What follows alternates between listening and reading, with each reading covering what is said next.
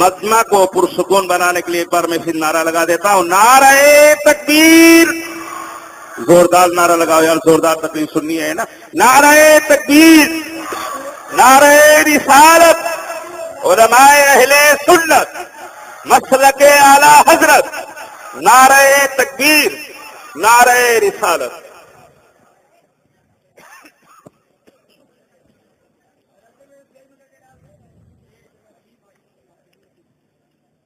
معزز علماء ملت اسلامیہ، نوجوان ساتھیوں، بزرگوں اور دوستوں، عزیز بچوں، السلام علیکم ورحمۃ اللہ وبرکاتہ۔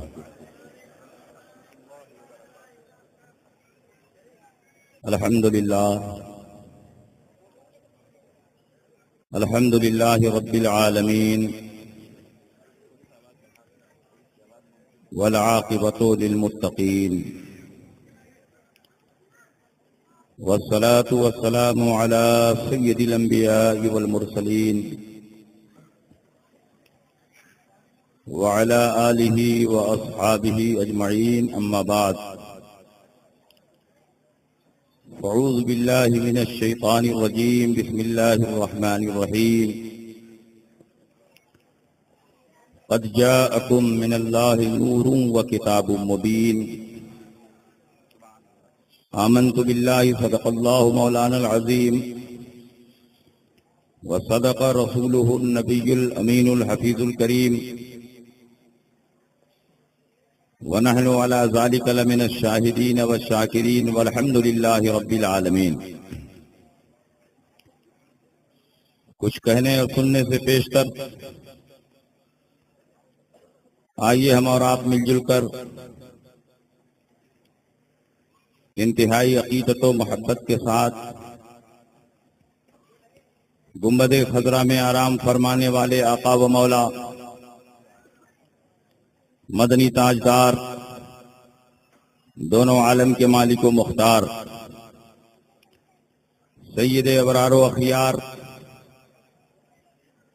جناب احمد مجتبی محمد مصطفیٰ صلی اللہ علیہ وسلم کی بارگاہ میں جھوم جھوم کر درود شریف کا نذرانہ عقیدت پیش کریں اور پڑھیں، اللہم صلی علی سیدنا و شفیعنا و حبیبنا و مولانا محمد وبارک وسلم، صلاۃ و سلاما علیک یا رسول اللہ صلی اللہ تعالی علیہ وسلم۔ حضرات، مدرسہ رضویہ عید الاسلام کے زیر اہتمام ہونے والے اس عظیم الشان پروگرام میں شریک ہو کر مجھے بے انتہا خوشی محسوس ہو رہی ہے۔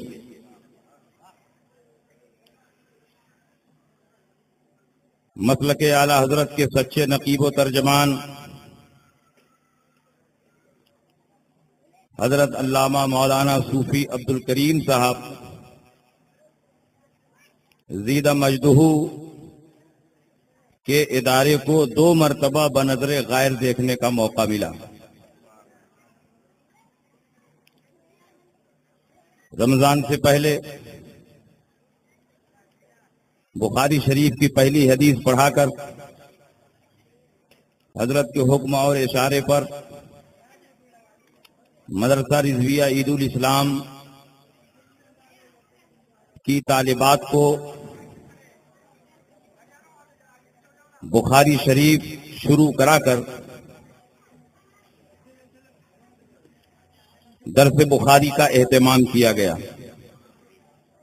اس موقع پر بھی میں نے محسوس کیا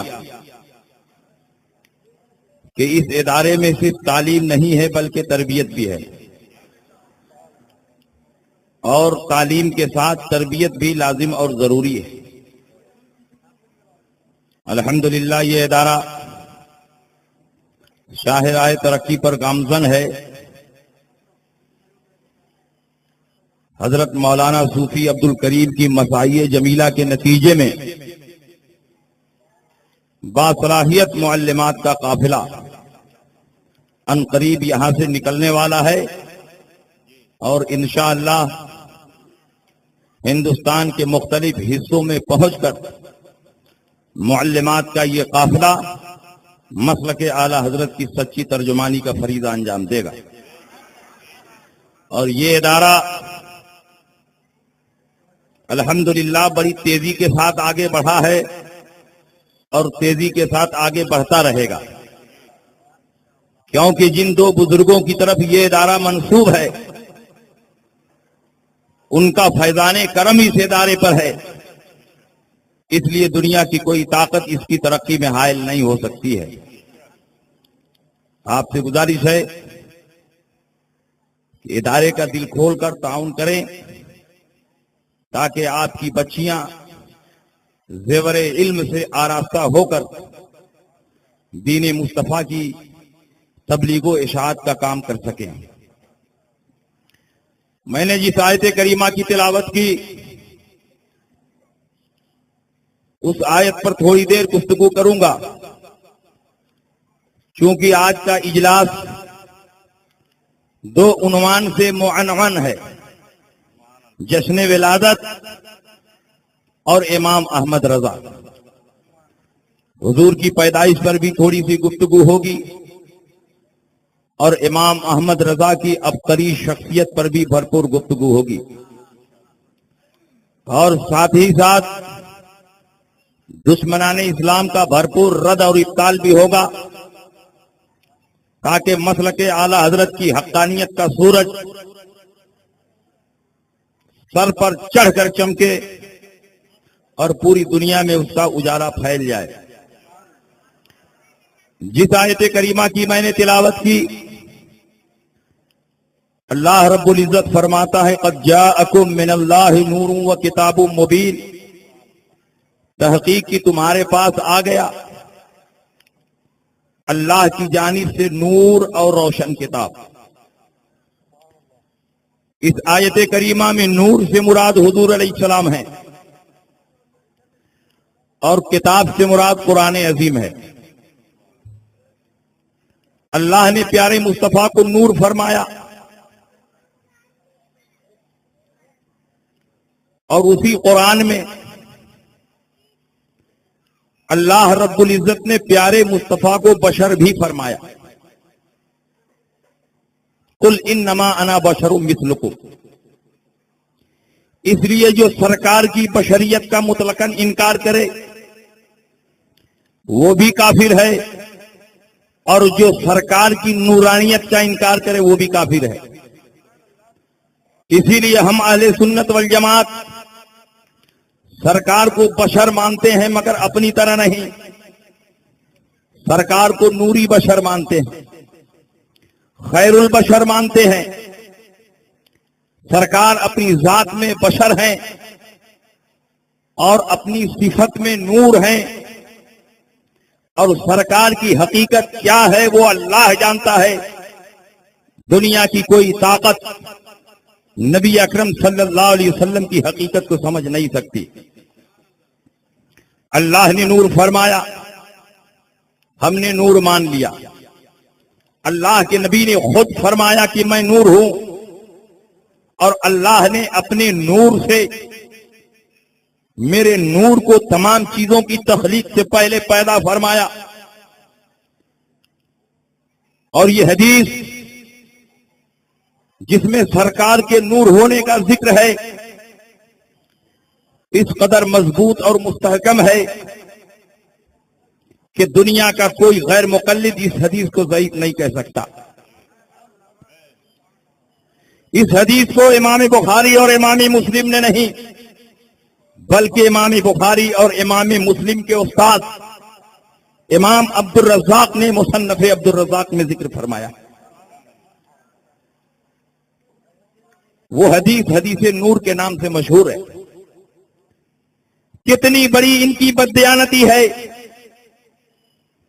کہ مصنف عبد الرزاق کے صفحہ 9 پر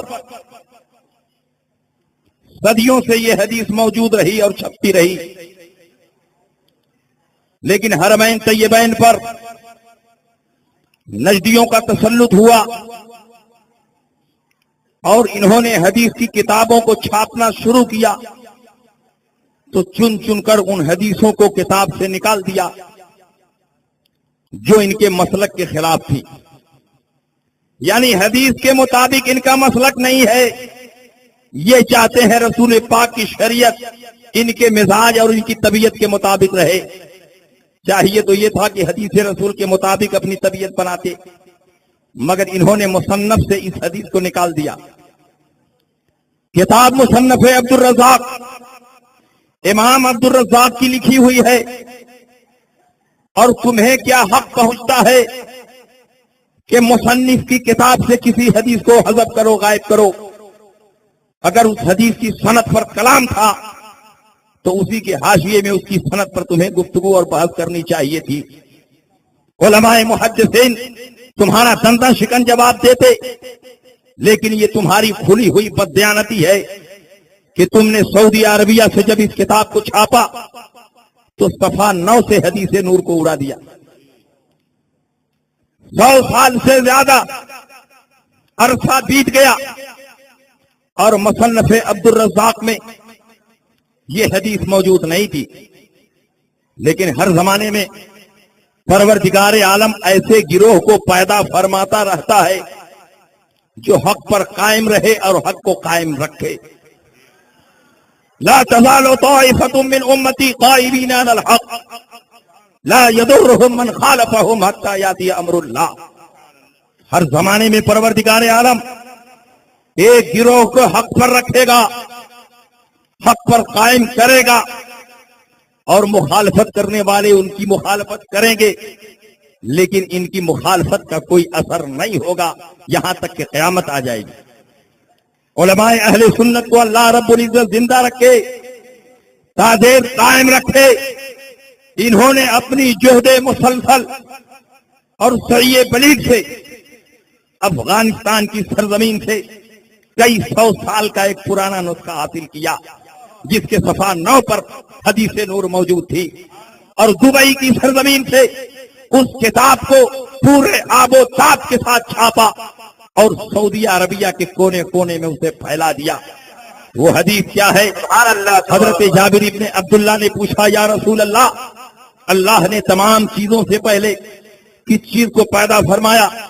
تو اللہ کے نبی نے ارشاد فرمایا، یا جابر ان اللہ تعالی خلق قبل الاشیاء نورا نبیک من نورہ. اے جابر ابن عبداللہ، اللہ نے تمام چیزوں سے پہلے تیرے نبی کے نور کو اپنے نور سے پیدا فرمایا. سبحان اللہ. امام عبد الرزاق نے اپنی کتاب میں اس حدیث کو درج فرمایا، اور اسی کتاب پر اعتماد کر کے ہر زمانے میں محدثین اپنی اپنی کتابوں میں اس حدیث کو درج کرتے رہے. اور اگر کوئی حدیث ضعیف بھی ہو تو نخبہ جو اصول حدیث کی مشہور کتاب ہے اس میں لکھا ہے کہ اگر ہر زمانے میں علماء اور محدثین اس حدیث کو قبول کریں تو وہ حدیث ضعیف نہیں رہ جاتی ہے، بلکہ حدیث ضعیف کے درجے سے نکل کر حسن کے درجے میں پہنچ جاتی ہے. سبحان اللہ. اور اس حدیث کو ہر زمانے میں علماء نے قبول کیا، اپنی اپنی کتابوں میں درج کیا. لہذا تلقی العلماء بالقبول سے بقول تمہارے اگر حدیث ضعیف بھی تھی تو اب حسن کے درجے میں پہنچ چکی ہے. امام بیہقی نے دلائل النبوہ میں اس حدیث کو لکھا. علامہ ابن حجر مکی نے افضل القرآن میں اس حدیث کو بیان فرمایا. شیخ عبدالحق محدث دہلوی نے مدارج النبوہ میں لکھا. علامہ عبد الرحمن جامی نے شواہد النبوہ میں بیان فرمایا. علامہ یوسف نبہانی نے جواہر البحار میں اس حدیث کی تقریر فرمائی. امام احمد قسطلانی نے مواہب لدنیہ میں اس حدیث کو بیان فرمایا. شاہ ولی اللہ محدث دہلوی جو بانی غیر مقلدیت اسماعیل دہلوی کے دادا ہیں، وہ معارج النبوہ میں اس حدیث کو نقل فرماتے ہیں. سبحان اللہ. اور دور جدید کے دور اخیر کے سب سے بڑے محدث اور سب سے بڑے فقیہ امام احمد رضا فاضل بریلوی نے فتاوی رضویہ میں اس حدیث کو نقل فرمایا. اتنے سارے محدثین جس حدیث کو ہر زمانے میں نقل فرماتے رہے، اپنی کتابوں میں درج کرتے رہے، اس پر اعتماد اور یقین کرتے رہے، اس کی روایت کرتے رہے، وہ حدیث ضعیف نہیں ہو سکتی. ہاں تمہارا مسلک ضعیف ہے, تمہارا دماغ ضعیف ہے, تمہارا شعور ضعیف ہے. مسلک اعلی حضرت کل بھی مضبوط تھا اور آج بھی مضبوط ہے, اور صبح قیامت تک مسلک اعلی حضرت مضبوط رہے گا. نعرہ تکبیر, نعرہ رسالت, فیضان اعلی حضرت, مسلک اعلی حضرت, نعرہ تکبیر, نعرہ رسالت. سبحان اللہ, سبحان اللہ. قرآن اور حدیث دونوں سے ثابت ہوا کہ میرے سرکار نور ہے. اللہ نے جب تک چاہا اس نور کو قرب خاص میں رکھا, اور جب اللہ کو منظور ہوا کہ اس نور کو انسانی پیکر میں ڈھال کر دنیا کے سامنے پیش کیا جائے, تو اللہ رب العزت نے حضرت آدم علیہ السلام کا پتلا تیار کروایا. اس میں روح پھونکی گئی. حضرت آدم انسان اول کی حیثیت سے اس خاک دانے گیتی پر جلوہ افروز ہوئے, اور آپ کی پیشانی میں نور مصطفیٰ کو رکھ دیا گیا. اب حضرت آدم کی پیشانی آفتاب و مہتاب کی طرح جگمگا رہی ہے. جس گلی سے گزر جاتے نور مصطفیٰ کی چمک سے پوری گلی چمکنے لگتی. فرشتے ہیں کہ اس نور کا احترام کر رہے ہیں. حضرت آدم کے سامنے سب بستہ بادب کھڑے ہو کر اس نور کی زیارت کر رہے ہیں. اللہ کو منظور ہوا کہ اب اس نور کو آگے بڑھایا جائے. حضرت آدم کی پیشانی سے نور چلا, حضرت حوا کے رحم مبارک میں آیا, حضرت حوا کے رحم مبارک سے چلا, اور حضرت نوح کی پیشانی میں جلوہ گر ہوا. حضرت نوح کی پیشانی سے چلا, نسل بعد نسل, قرنن بعد قرن, پاک قلبوں سے پاک رحموں میں منتقل ہوتا ہوا یہ نور حضرت عبداللہ کی پیشانی میں جلوہ گر ہوا. اب عبداللہ کی پیشانی ہے آفتاب و مہتاب سے باتیں کر رہی ہے.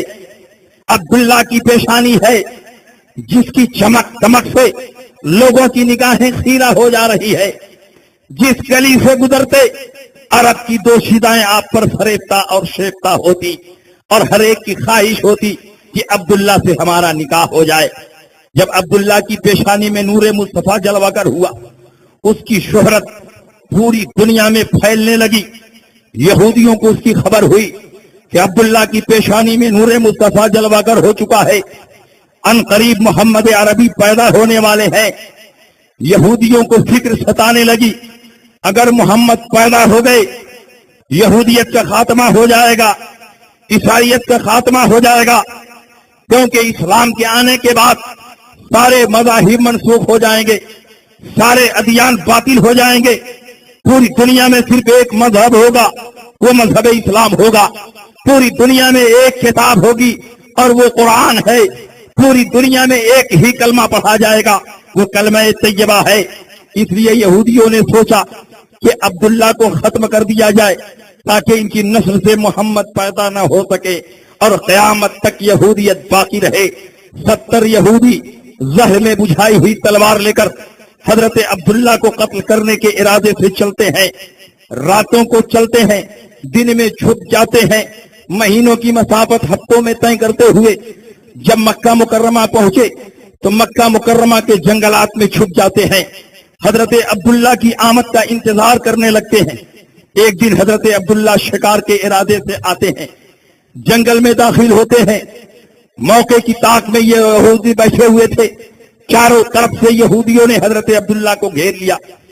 قریب تھا کہ حضرت عبداللہ پر حملہ ہوتا, آپ کا لاشا خاک و خون میں تڑپ جاتا. اچانک آپ کے خاندان کے بزرگ حضرت وہب بن عبد مناف جنگل میں داخل ہوئے. انہوں نے دیکھا میرے خاندان کا ایک نوجوان دشمنوں کے نرگے میں گھرا ہوا ہے. دشمنوں نے چاروں طرف سے اسے گھیر رکھا ہے. حضرت وہب بن عبد مناف کی خاندانی غیرت بیدار ہوئی. وہ بھاگ کر اپنے قبیلے میں آئے اور اپنے خاندان کے جوانوں کو اکٹھا کیا اور قریش کی ایک بھاری جمعیت لے کر جنگل میں پہنچے. لیکن جنگل میں پہنچنے کے بعد انہوں نے دیکھا کہ اللہ رب العزت نے آسمان سے فرشتوں کی فوج اتار دی ہے, اور ان فرشتوں نے ایک لمحے میں 70 یہودیوں کا خاتمہ کر دیا اور حضرت عبداللہ کی حفاظت فرمائی. سبحان اللہ, سبحان اللہ. میں تو کہتا ہوں کہ عبداللہ کی حفاظت نہیں ہو رہی ہے, نور مصطفیٰ کی حفاظت ہو رہی ہے اور اسی کے صدقے میں حضرت عبداللہ کی جان بچ رہی ہے۔ یہ وہی نور ہے جو آدم کی پیشانی میں چمکا تو اسی نور کے صدقے میں ان کی توبہ قبول ہوئی۔ یہ وہی نور ہے جب ابراہیم خلیل اللہ کی پیشانی میں چمکا تو نار نمرود سے نجات ملی۔ یہ وہی نور ہے جب حضرت نوح کی پیشانی میں چمکا تو آپ کی کشتی جودی پہاڑ پر ٹھکی۔ یہ وہی نور ہے جو حضرت اسماعیل ذبیح اللہ کی پیشانی میں چمکا تو آپ کی جگہ پر دمبا ذبح کیا گیا اور آپ کی جان بچ گئی۔ یہ معمولی نور نہیں ہے، یہ دعائے خلیل ہے، بشارت عیسیٰ ہے۔ اب عبداللہ کی پیشانی میں چمک رہا ہے۔ جب وہب ابن عبد مناف نے یہ کرامت دیکھی، بھاگ کر اپنے گھر آئے، اپنی بیوی برہ سے کہا کہ عبداللہ کی جو کرامت میں نے دیکھی ہے اس سے عبداللہ کی عظمت اور وقار میرے دل میں بیٹھ گئی ہے۔ تم عبد المطلب کے پاس جاؤ اور اپنی بیٹی آمنہ کے لیے عبداللہ کا ہاتھ مانگو، کیونکہ آمنہ کے لیے عبداللہ سے بہتر لڑکا نہیں مل سکتا۔ حضرت برہ آتی ہیں، عبد المطلب سے گفتگو کرتی ہیں، رشتے کی بات کرتی ہیں، آمنہ کے لیے عبداللہ کا ہاتھ مانگتی ہیں۔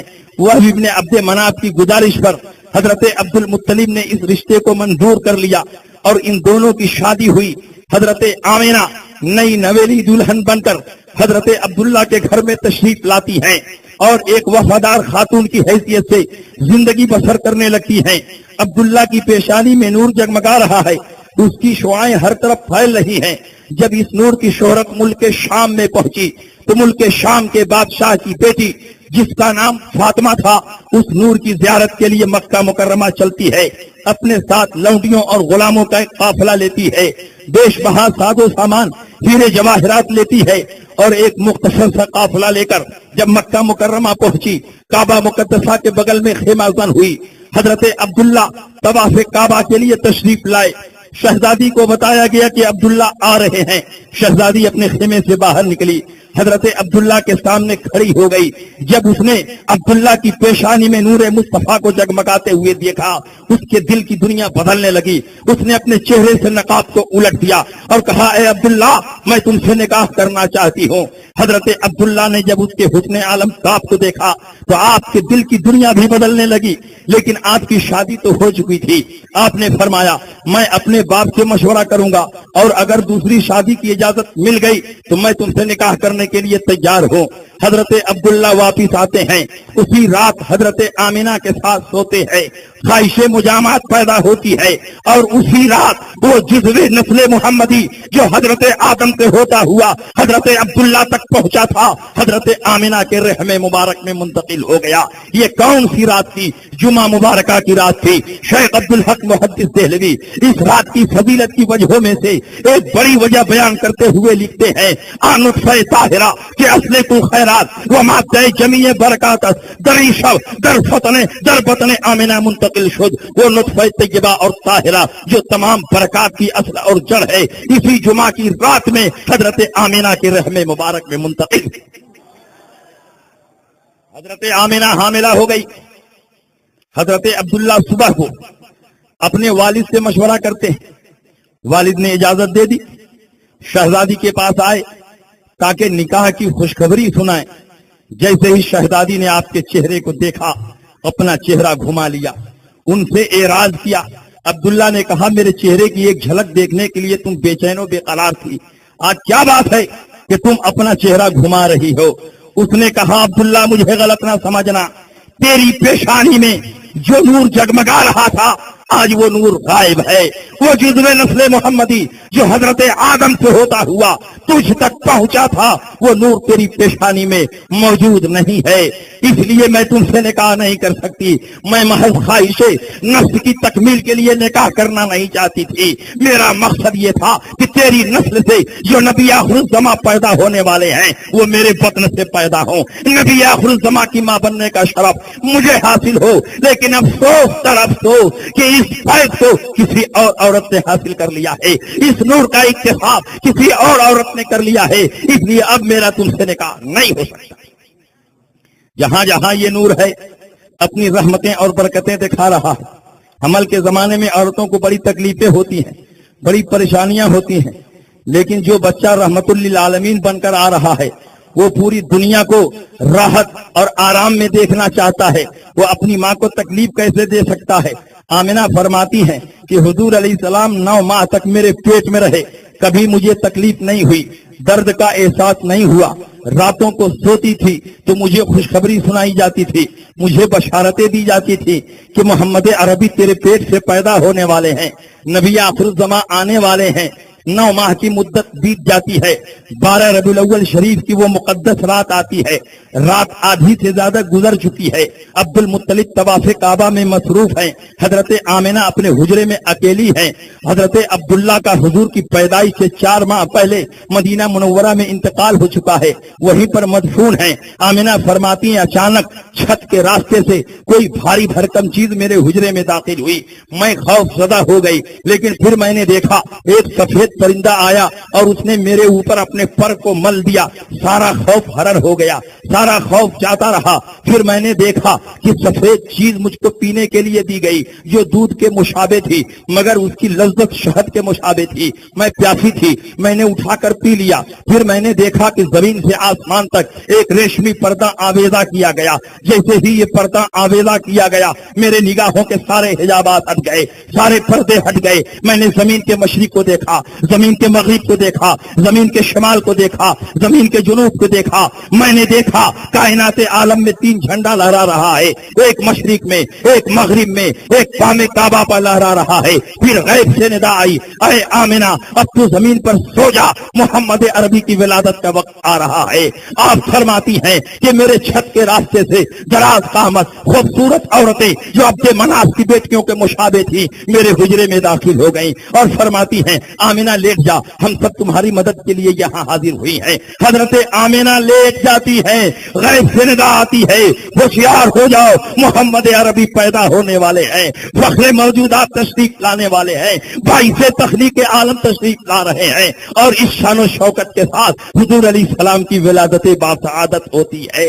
سرکار جس رات پیدا ہوئے 10 ایسی علامتوں اور نشانیوں کو حضرت صفیہ نے دیکھا۔ آپ فرماتی ہیں حضرت صفیہ جو حضور علیہ السلام کی پھوپھی ہے کہ 10 ایسی علامتوں اور نشانیوں کو میں نے دیکھا کہ کسی بچے کی پیدائش کے وقت ان علامتوں اور نشانیوں کو میں نے نہیں دیکھا۔ آپ فرماتی ہیں جس رات آمنہ کے پیٹ سے حضور پیدا ہوئے میں بھی وہاں پر حاضر تھی مدد کے لیے، 10 ایسی علامتوں اور نشانیوں کو دیکھا کہ کسی بچے کی پیدائش کے وقت ان علامتوں اور نشانیوں کو میں نے نہیں دیکھا۔ میں نے دیکھا جب سرکار پیدا ہوئے، پیدا ہوتے ہی سر کو سجدے میں رکھ دیا، رب حملی امتی کی صدائیں پڑھنے لگے، اور میں نے دیکھا حضور علیہ السلام کے جسم مبارک سے مشک و عنبر کی خوشبو پھوٹ رہی ہے اور تمام حاضرین کی مشام جاں معطر ہے۔ میں نے دیکھا سرکار کے چہرے سے نور کی شعاعیں پھوٹ رہی ہیں، پورا حجرہ بقعہ نور بنا ہوا ہے۔ میں نے چاہا کہ پانی لے کر آگے بڑھوں تاکہ حضور علیہ السلام کو نہلا دھلا کر پاک اور صاف کر دوں۔ جب پانی لے کر آگے بڑھی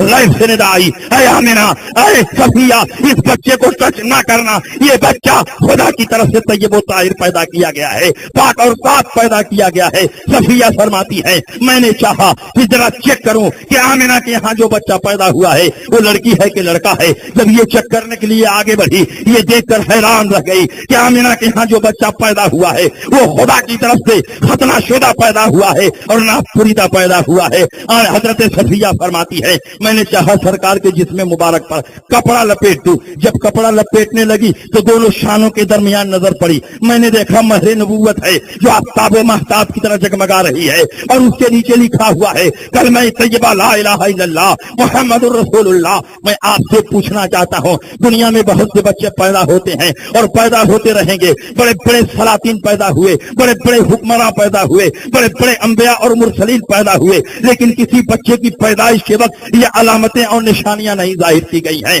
لیکن نبی پیدا ہو رہے ہیں، پوری دنیا میں علامتیں ظاہر ہو رہی ہیں، پوری دنیا میں نشانیاں ظاہر ہو رہی ہے، اور صرف مکے میں نہیں دنیا کے کونے کونے میں علامتیں ظاہر ہوئیں۔ دریائے ساوا جو ہزاروں سال سے بہ رہا تھا بالکل خشک ہو گیا، آتش کدہ فارس جو ہزاروں سال سے روشن تھا بجھ گیا، کسریٰ بادشاہ ایران کے محل میں شگاف پڑ گیا، اس کے 14 کنگورے گر گئے، بادشاہ بڑا حیران ہوا، اتنا عظیم الشان اور مستحکم محل میں نے بنایا لیکن اس میں شگاف پڑ گیا، اس کے 14 کنگورے گر گئے۔ اس نے اپنے ملک کے نجومیوں کو اکٹھا کیا، کاہنوں کو اکٹھا کیا, پرانی کتابوں کا علم رکھنے والوں کو اکٹھا کیا اور کہا میرے محل میں شگاف کیوں پڑ گیا. اس کے 14 کنگورے گر گئے. انہوں نے کہا ہم نے اپنی کتابوں میں پڑھا ہے کہ جب مکے میں محمد پیدا ہوں گے تو بادشاہ ایران کے محل میں شگاف پڑ جائے گا, اسی لیے تیرے محل میں شگاف پڑ گیا ہے. اس نے کہا کنگورت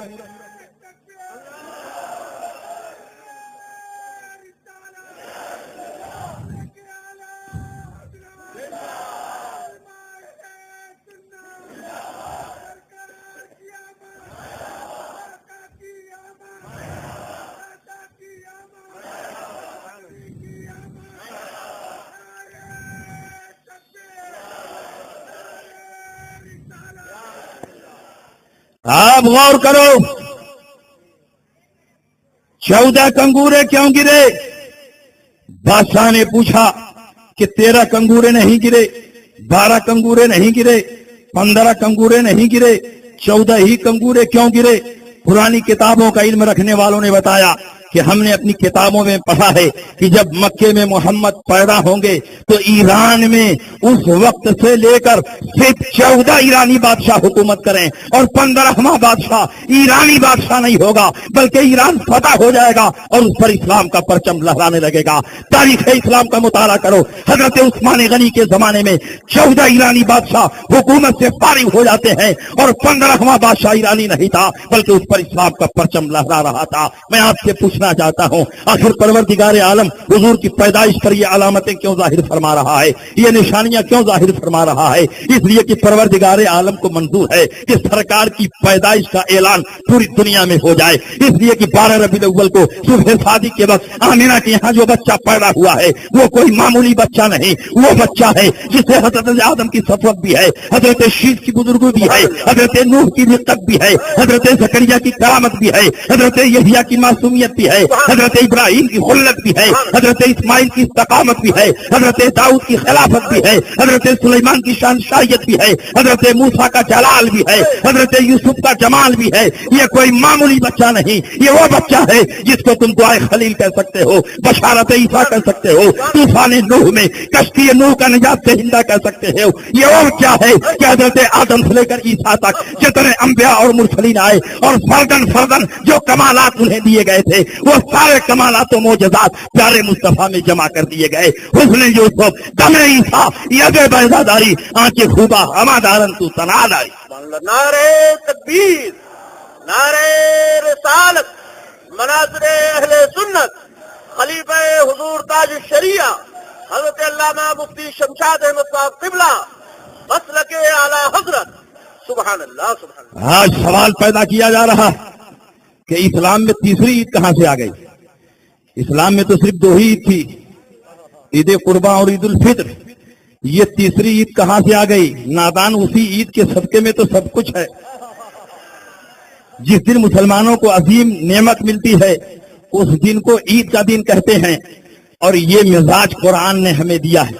حضرت عیسیٰ کے حواریوں نے گزارش کی کہ رب کی بارگاہ میں دعا کیجئے اللہ آسمان سے خانے نعمت نازل فرما دے تاکہ جو لوگ مسلمان نہیں ہوئے ہیں اس معجزے کو دیکھ کر مسلمان ہو جائیں, اور جو مسلمان ہو چکے ہیں ان کا ایمان مضبوط ہو جائے. حضرت عیسیٰ علیہ السلام رب کی بارگاہ میں دعا کرتے ہیں اور نبیوں کی کوئی دعا رد نہیں ہوتی ہے. ربنا انزل علینا مائدۃ من السماء تکون لنا عیدا لاولنا وآخرنا وآیۃ منک وارزقنا وانت خیر الرازقین. اے اللہ تو آسمان سے ہمارے لیے خانے نعمت نازل فرما دے, نعمتوں سے بھرا ہوا دسترخوان نازل فرما دے جو تمام اولین و آخرین کے لیے عید ثابت ہو. پروردگار اپنی جانب سے تو ہمیں ایک نشانی عطا فرما دے اور رزق عطا فرما, تو بہترین رزاق ہے. حضرت عیسیٰ علیہ السلام کی دعا پر پروردگار عالم نے آسمان سے خانے نعمت کو نازل فرما دیا. جس دن یہ دسترخوان اترا اس دن کو حضرت عیسیٰ اور ان کے ماننے والے مسلمانوں نے عید کا دن قرار دیا. میں آپ کے ذہن و فکر کو قریب کرنا چاہتا ہوں, جس دن آسمان سے خانے نعمت نازل ہو تو عیسیٰ علیہ السلام اس کو عید کا دن قرار دیں. تو جس دن جان نعمت پیدا ہوئی, جس دن روح نعمت پیدا ہوئی, کیا اس دن کو دنیا کا مسلمان عید کا دن نہیں قرار دے سکتا؟ بے شک وہ عید کا دن ہے, اس لیے کہ سرکار اگر پیدا نہ ہوتے تو آسمان پیدا نہ ہوتا, چاند و سورج پیدا نہ ہوتے, فرشتے پیدا نہ ہوتے, جو کچھ ہے وہ سب سرکار کی پیدائش کا صدقہ. نعرہ تکبیر، نعرہ رسالت، جشن عید میلاد النبی، نعرہ تکبیر، نعرہ رسالت۔ آج سوال کھڑا کیا جاتا ہے 12 ربیع الاول شریف کو کیا صحابہ نے جلوس نکالا تھا؟ 12 ربیع الاول شریف کو صحابہ نے اپنے مکانات پر جھنڈے لگائے تھے، جشن چراغاں تقسیم تبرکات کیا تھا۔ میں بھی تم سے پوچھنا چاہتا ہوں کہ کیا صحابہ کرام نے پختہ مسجدیں بنائی تھی؟ کیا صحابہ کرام نے اپنے مسجدوں پر مینارے بنائے تھے؟ کیا صحابہ کرام نے بخاری شریف کا درس دیا تھا؟ کیا ختم بخاری کا پروگرام ہو رہا تھا؟ کیا یسن القرآن اور قاعدہ بغدادی کی تعلیم جاری تھی؟ کیا ششماہی اور سالانہ امتحان ہو رہا تھا؟ کیا صحابہ کرام نے تقویت الایمان چھاپ کر گھر گھر تقسیم کیا تھا؟ نہیں، یہ ساری چیزیں بدعت ہے۔ تو سب سے پہلے تمہارے گھر میں جو ہزاروں بدعتیں پیدا ہو چکی ہیں، پہلے ان کو بند کرو، اس کے بعد ہم غور کریں گے۔ اس لیے کہ ہم نے جو نئی چیزیں جاری کی ہیں وہ بدعت نہیں بلکہ اپنی اصل کے اعتبار سے کتاب و سنت سے ثابت ہے، اور جب اصل کے اعتبار سے کتاب و سنت سے ثابت ہے تو اس کو ثابت کرنے کے لیے الگ سے دلیل کی ضرورت نہیں۔ بے شک بے شک، سبحان اللہ، سبحان اللہ اکبر، یا رسول اللہ، زندہ باد، زندہ باد، تاج الشریعہ، تاج الشریعہ، تاج الشریعہ، تاج الشریعہ، زندہ باد، زندہ باد، اللہ اکبر، یا رسول اللہ، سبحان اللہ، سبحان اللہ۔ آئیے میں بتاؤں کہ صحابہ کرام نے جلوس نکالا تھا کہ نہیں نکالا تھا؟ اٹھاؤ علامہ ابن حجر مکی شافعی کی کتاب الجوہر المنظم اور علامہ نور الدین سمہودی کی کتاب خلاصۃ الوفا اور علامہ جلال الدین سیوطی کی کتاب وفاء الوفا باخبار دار المصطفیٰ۔ جب آقا کائنات سید عالم صلی اللہ علیہ وسلم کی آمد مدینہ منورہ میں ہو رہی ہے، مکہ سے ہجرت فرما کر مدینہ منورہ پہنچے تو تمام انصاری صحابہ نے مدینہ منورہ سے آگے بڑھ کر جلوس کی شکل میں حضور علیہ السلام کا استقبال کیا تھا۔ جب مدینہ منورہ میں آپ کی آمد ہوئی تو صحابہ نے جلوس نکال کر حضور علیہ السلام کا استقبال کیا، اور ان کے ہاتھوں میں جھنڈیاں تھیں اور زبان پر نعرہ تھا، یا محمد یا رسول اللہ، یا محمد یا رسول اللہ۔ اور جب فتح مکہ کے بعد اللہ کے نبی سید عالم صلی اللہ علیہ وسلم شاہانہ سطوت و جلال اور فاتحانہ کر و فر کے ساتھ مکہ مکرمہ میں داخل ہوئے تو اس وقت بھی مکہ مکرمہ میں رہنے والے صحابہ نے آگے بڑھ کر جلوس نکالا تھا اور جلوس کی شکل میں حضور علیہ السلام کا استقبال کیا تھا، اور اس وقت صحابہ کی زبان پر نعرہ تھا، نعرہ تکبیر، اللہ اکبر۔ مسلک اعلی حضرت کے ماننے والوں نے کون سا گناہ کر دیا اگر مکی اور مدنی دونوں نعروں کو اکٹھا کر دیا؟ مدینہ میں نعرہ لگا تھا یا رسول اللہ، اور مکہ میں نعرہ لگا تھا اللہ اکبر، اور ہم سنی صحیح العقیدہ مسلمانوں نے دونوں کو جمع کر دیا اور یوں کہا، نعرہ تکبیر اللہ اکبر اور نعرہ رسالت یا رسول اللہ۔ نعرہ تکبیر، نعرہ رسالت، فیضان اعلی حضرت، مسلک اعلی حضرت، نعرہ تکبیر، نعرہ رسالت، سبحان اللہ، سبحان اللہ۔ حضور علیہ السلام جب 3 سال کے ہوئے تو دائی حلیمہ کی گود میں واپس کر دیے گئے، اور جب 4 سال کے ہوئے تو حضرت آمنہ اور حضرت ام ایمن حضور علیہ السلام کو لے کر مدینہ منورہ کا سفر کرتی ہیں۔ 2 ماہ تک حضور علیہ السلام مدینہ منورہ میں مقیم رہے، اور جب وہاں سے واپس آ رہے تھے آپ کی والدہ محترمہ مقام ابوا میں بیمار پڑ گئی۔ آپ کے اوپر بار بار غشی طاری ہوتی، اور جب آنکھیں کھولتی تو اپنے بیٹے کے چہرے کو حضرت و یاس کے عالم میں دیکھتی۔ یہ وہی بیٹا ہے جو ماں کے سرانے بیٹھا ہے، ابھی پیدا نہیں ہوا تھا کہ باپ کا سایہ سر سے اٹھ گیا، اور ابھی 4 سال کی عمر میں قدم رکھا ہے۔ والدہ محترمہ جاکنی کے عالم میں ہے، بار بار غشی طاری ہو رہی ہے، بے ہوشی طاری ہو رہی ہے، اور جب ہوش میں آتی ہیں تو آنکھوں سے آنسوؤں کے قطرات جاری ہے. پیارے مصطفیٰ ہیں جو ٹکٹکی باندھ کر ماں کے چہرے کو دیکھ رہے ہیں، اور اسی حضرت و یاس کے عالم میں حضرت آمنہ کی زبان مبارک سے جو اشعار نکلے تھے وہ اشعار بھی حضرت آمنہ کے مومن اور موحد ہونے پر روشن دلیل ہے. آپ فرماتی ہیں بارک اللہ فیک من غلامی وان صح ما بصرت فی المنام فانت مبعوث الی الانام من عند ذی الجلال والاکرام. اے اللہ تو اس بچے میں برکت نازل فرما، جو کچھ میں نے دیکھا ہے اگر وہ سچ ہے اور ضرور سچ ہے تو یہ بچہ اللہ ذو الجلال والاکرام کی طرف سے پوری کائنات کے لیے نبی اور رسول کی حیثیت سے مبعوث ہونے والا ہے. میں غیر مقلدین سے پوچھنا چاہتا ہوں، تم اپنی کتابوں میں لکھتے ہو کہ نبی کے والدین کافر و مشرک تھے. میں تم سے پوچھنا چاہتا ہوں اگر مشرک ہوتے تو مرتے وقت لات کا نام لیتے، حبل کا نام لیتے، عزا کا نام لیتے، منات کا نام لیتے، لیکن آپ کی والدہ دنیا سے جا رہی ہے تو لات و حبل کا نام نہیں لے رہی ہے، اللہ کا نام لے رہی ہے، خدا ذوالجلال والاکرام کا نام لے رہی ہے. یہ اس بات کی دلیل ہے کہ نبی کی والدہ کافرہ اور مشرکہ نہیں تھی، مومنہ اور موحدہ تھی. جو لوگ نبی کی والدہ محترمہ کو کافرہ اور مشرکہ کہتے ہیں وہ حقیقت میں اپنی ماں کو نبی کی ماں پر قیاس کرتے ہیں. اور یہ مسئلہ ایسا محقق اور منقع ہے کہ اعلیٰ حضرت فاضل بریلوی نے اس موضوع پر ایک پوری کتاب ہی لکھ دی ہے، سبحان اللہ، شمول الاسلام لاصول الرسول الکرام. سبحان اللہ. اسی لیے تو نجدی اعلیٰ حضرت سے گھبراتے ہیں. جب اعلیٰ حضرت کی بارگاہ میں کوئی سوال ہوا تو دلائل و براہین کی روشنی میں اتنی مضبوط کتاب تصنیف فرما دی کہ قیامت تک دنیا کی باطل طاقتیں اس کے آگے سر پٹکتی رہے لیکن اس کی ایک دلیل بھی ٹوٹ نہیں سکتی.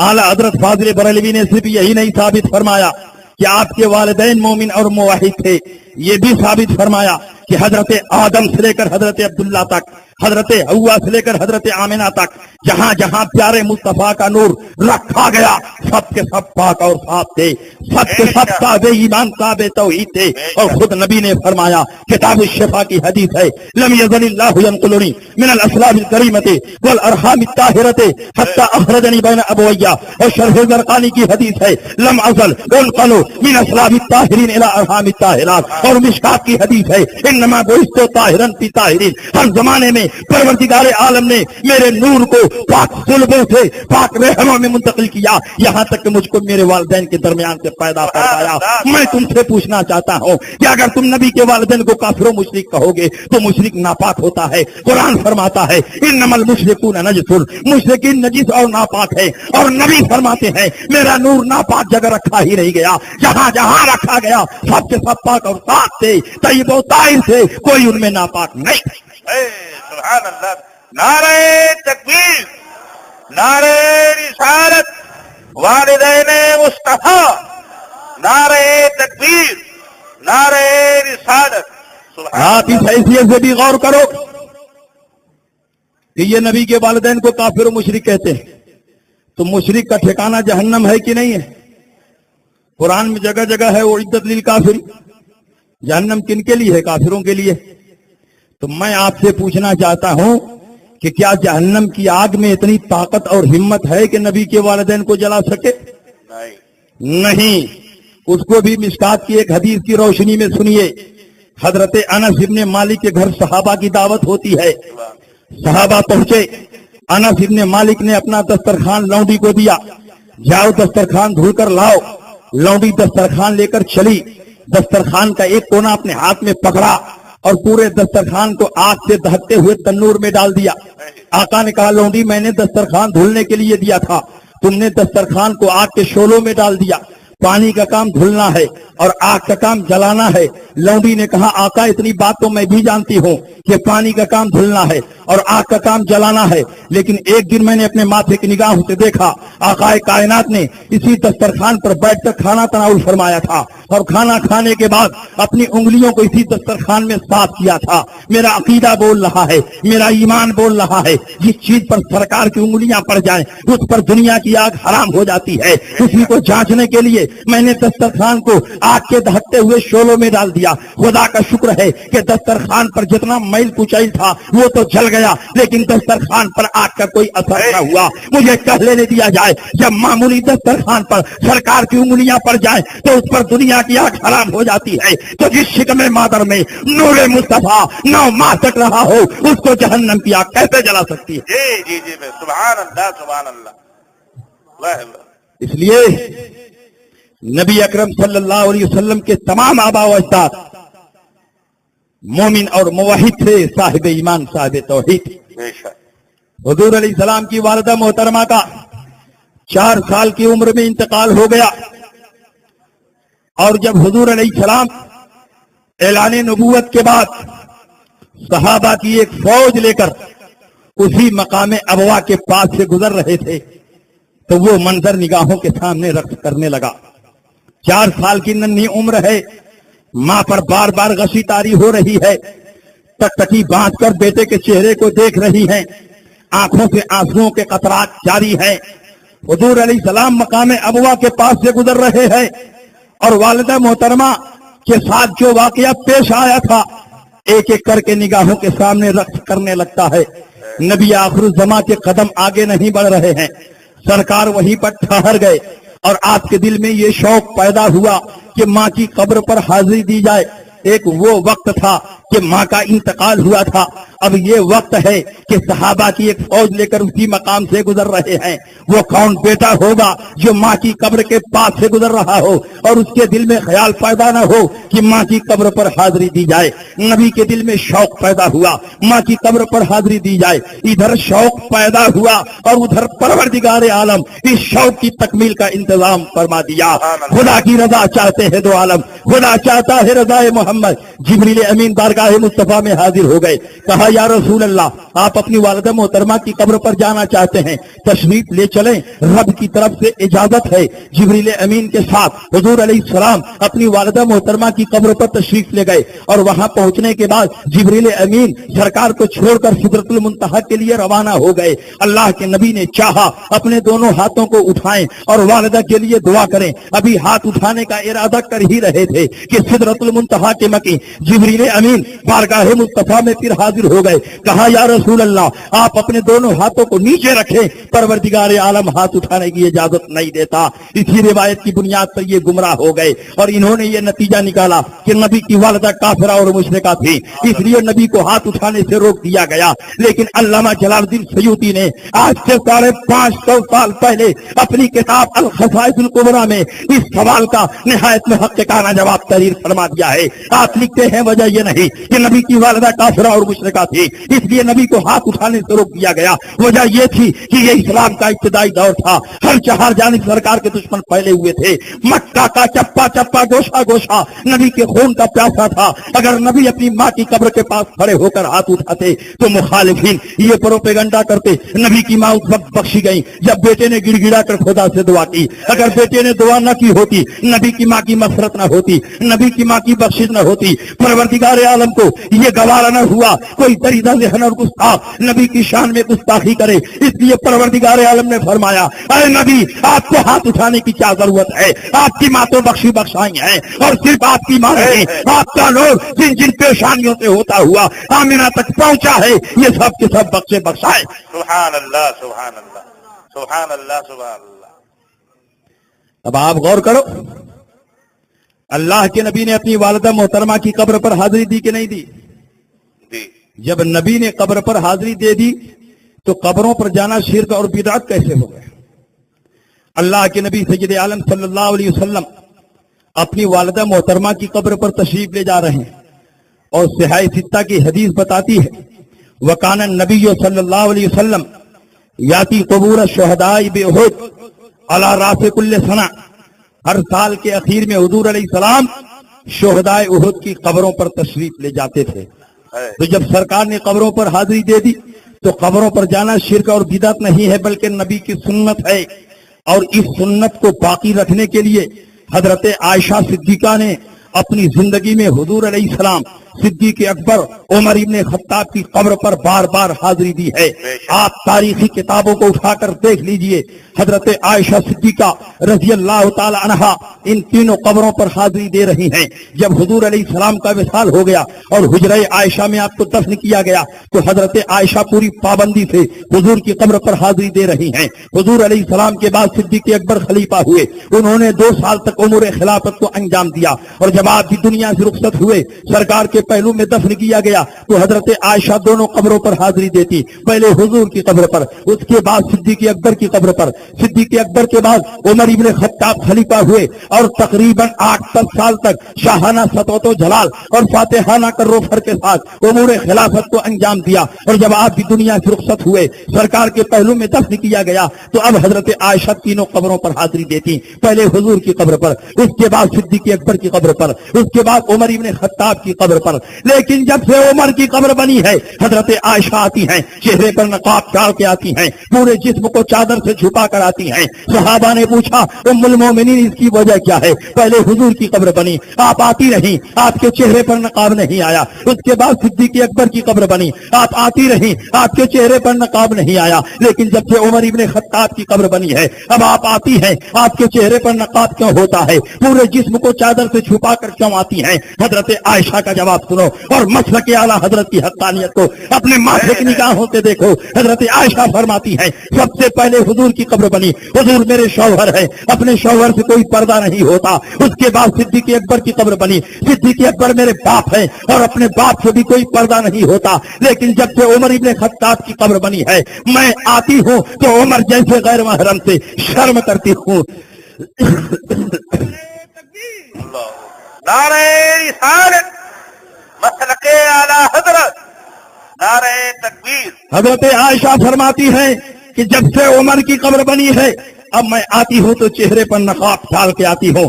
حیا من عمر، عمر سے حیا کرنے کی وجہ سے، عمر سے شرمانے کی وجہ سے۔ عورتیں مردوں سے کب شرماتی ہیں؟ جب ان کو یہ احساس ہو کہ مرد ان کو دیکھ رہا ہے۔ یہ روایت 1-2 کتابوں میں نہیں، 4 مستند کتابوں میں موجود ہے، مشکات شریف میں، مستدرک للحاکم میں، مسند امام احمد ابن حنبل میں، اور علامہ جلال الدین سیوطی کی کتاب شرح الصدور بشرح حال الموتى والقبور میں۔ یہ وہابی بھی ان کتابوں کو پڑھتے ہیں پڑھاتے ہیں، ہم بھی کتابوں کو پڑھتے ہیں پڑھاتے ہیں۔ حضرت عائشہ فرماتی ہے فلما دفن عمر فما دخلت الا وانا مشدودۃ علی ثيابي حياء من عمر، جب سے عمر دفن کیے گئے ہیں میں آتی نہیں ہوں مگر چہرے پر نقاب ڈال کے آتی ہوں، پورے جسم کو چھپا کر آتی ہوں۔ حیاء من عمر، عمر سے حیا کرنے کی وجہ سے، عمر سے شرمانے کی وجہ سے۔ عورتیں کم مردوں سے شرماتی ہیں جب ان کو یہ احساس ہو کہ مرد ان کو دیکھ رہا ہے۔ گویا حضرت عائشہ صدیقہ نے اپنے اس عمل سے دنیا کے مسلمانوں کو بتا دیا کہ عمر اپنی قبر میں زندہ ہے اور آنے والوں کو دیکھ رہے ہیں، اسی لیے اپنے چہرے پر نقاب ڈال کے آ رہی ہے۔ جب نبی کا غلام عمر اپنی قبر میں زندہ ہے تو نبی کی زندگی پر مناظرہ کیوں ہو رہا ہے؟ نبی کی زندگی پر مباحثہ کیوں ہو رہا ہے؟ یہی عقیدہ اعلیٰ حضرت نے دنیا کے سامنے پیش کیا۔ تو زندہ ہے واللہ، تو زندہ ہے واللہ، میری چشم عالم سے چھپ جانے والا۔ نعرہ تکبیر، نعرہ رسالت، حیات مصطفیٰ، نعرہ تکبیر، نعرہ رسالت۔ سبحان اللہ، سبحان اللہ۔ آپ غور کرو، مسلک اعلیٰ حضرت کی حقانیت آپ کے نگاہوں کے سامنے آ رہی ہے۔ فتح القدیر میں امام ابن الحمام بہت ساری حدیثیں نقل کرتے ہیں، اس میں سے ایک حدیث یہ بھی ہے من مر علی المقابر وقرأ قل هو اللہ احد 11 مرة ثم وهب اجرها للاموات اوتی من الاجر بعدد الاموات، جو کسی قبرستان سے گزرے اور 11 مرتبہ قل واللہ شریف پڑھ کر اس کا ثواب مردوں کو پہنچائے تو اس قبرستان میں جتنے مردے لیتے ہیں ان کی تعداد کے برابر اس کو ثواب دیا جائے گا۔ اگر قبروں میں جانا ناجائز و حرام ہوتا تو کیوں یہ فضیلت حاصل ہوتی؟ اور نبی کی قبر کی بات تو چھوڑو، بزرگوں کی قبر کی بات چھوڑو، اپنے والدین کی قبر کی زیارت کی نیت سے جو ہر جمعہ کو حاضری دے گا، نبی فرماتے ہیں اس کے گناہ معاف ہو جائیں گے۔ اللہ کے نبی نے ارشاد فرمایا من زار قبر والدیہ او احدہما فی کل جمعۃ غفر له وکتب برا، جو اپنے والدین کی قبر کی زیارت کو جائے ہر جمعہ کو دونوں مر گئے ہیں تو دونوں کی قبر پر جائے، اور ایک مرے ہوں تو ایک کی قبر پر جائے۔ اگر ہر جمعہ کو جائے گا تو جو کچھ گناہ ہوا ہے وہ سب معاف کر دیا جائے گا اور اس کو نیکوکار لکھا جائے گا۔ یہ نہیں کہ قبر پر جانے کی وجہ سے اس کو قبر پوجوا لکھا جائے گا، قبر پر جانے کی وجہ سے اس کو فاسق اور گنہگار لکھا جائے گا، بلکہ اس کو نیکوکار لکھا جائے گا، اس کے گناہ معاف ہو جائیں گے۔ جب والدین کی قبر پر حاضری دینے کی یہ فضیلت ہے تو جن کے صدقے میں یہ دنیا بنی ہے، جب ان کی قبر پر حاضری دی جائے گی تو کتنی فضیلت حاصل ہو۔ نعرہ تکبیر، نعرہ رسالت، مسلک اعلی حضرت، فیضان اعلی حضرت، نعرہ تکبیر، نعرہ رسالت، سبحان اللہ سبحان۔ اور میں تو کہتا ہوں نبی کی نظر میں زیارت قبور کی اتنی اہمیت ہے کہ آپ لوگوں میں سے بہت سارے لوگ حج کرنے گئے ہوں گے، لیکن کسی کو اس بات کا یقین نہیں کہ اس کا حج مقبول ہوا اور وہ بخش دیا گیا۔ لیکن نبی کی نظر میں زیارت قبر نبی کی اتنی اہمیت ہے کہ فرماتے ہیں من زار قبری وجبت لہ الشفاعتی، جس نے میرے قبر کی زیارت کی اس کی شفاعت میرے اوپر واجب ہو گئی۔ آپ بتاؤ، آپ نے طواف کعبہ کیا، شفاعت کی گارنٹی نہیں ملی، وقوف عرفہ کیا، شفاعت کی گارنٹی نہیں ملی، رمی جمرات کیا، شفاعت کی گارنٹی نہیں ملی، ملتزم سے لپٹ کر دعائیں مانگی، شفاعت کی گارنٹی نہیں ملی۔ اگر شفاعت کی ضمانت دی جا رہی ہے تو نبی کی قبر کی زیارت کی کرنے والوں کو دی جا رہی ہے، نبی کی قبر کی زیارت کرنے والوں کو دی جا رہی ہے۔ میں تم سے پوچھنا چاہتا ہوں کہ بتاؤ، نبی اپنی قبر پر بلا رہے ہیں کہ بھگا رہے ہیں؟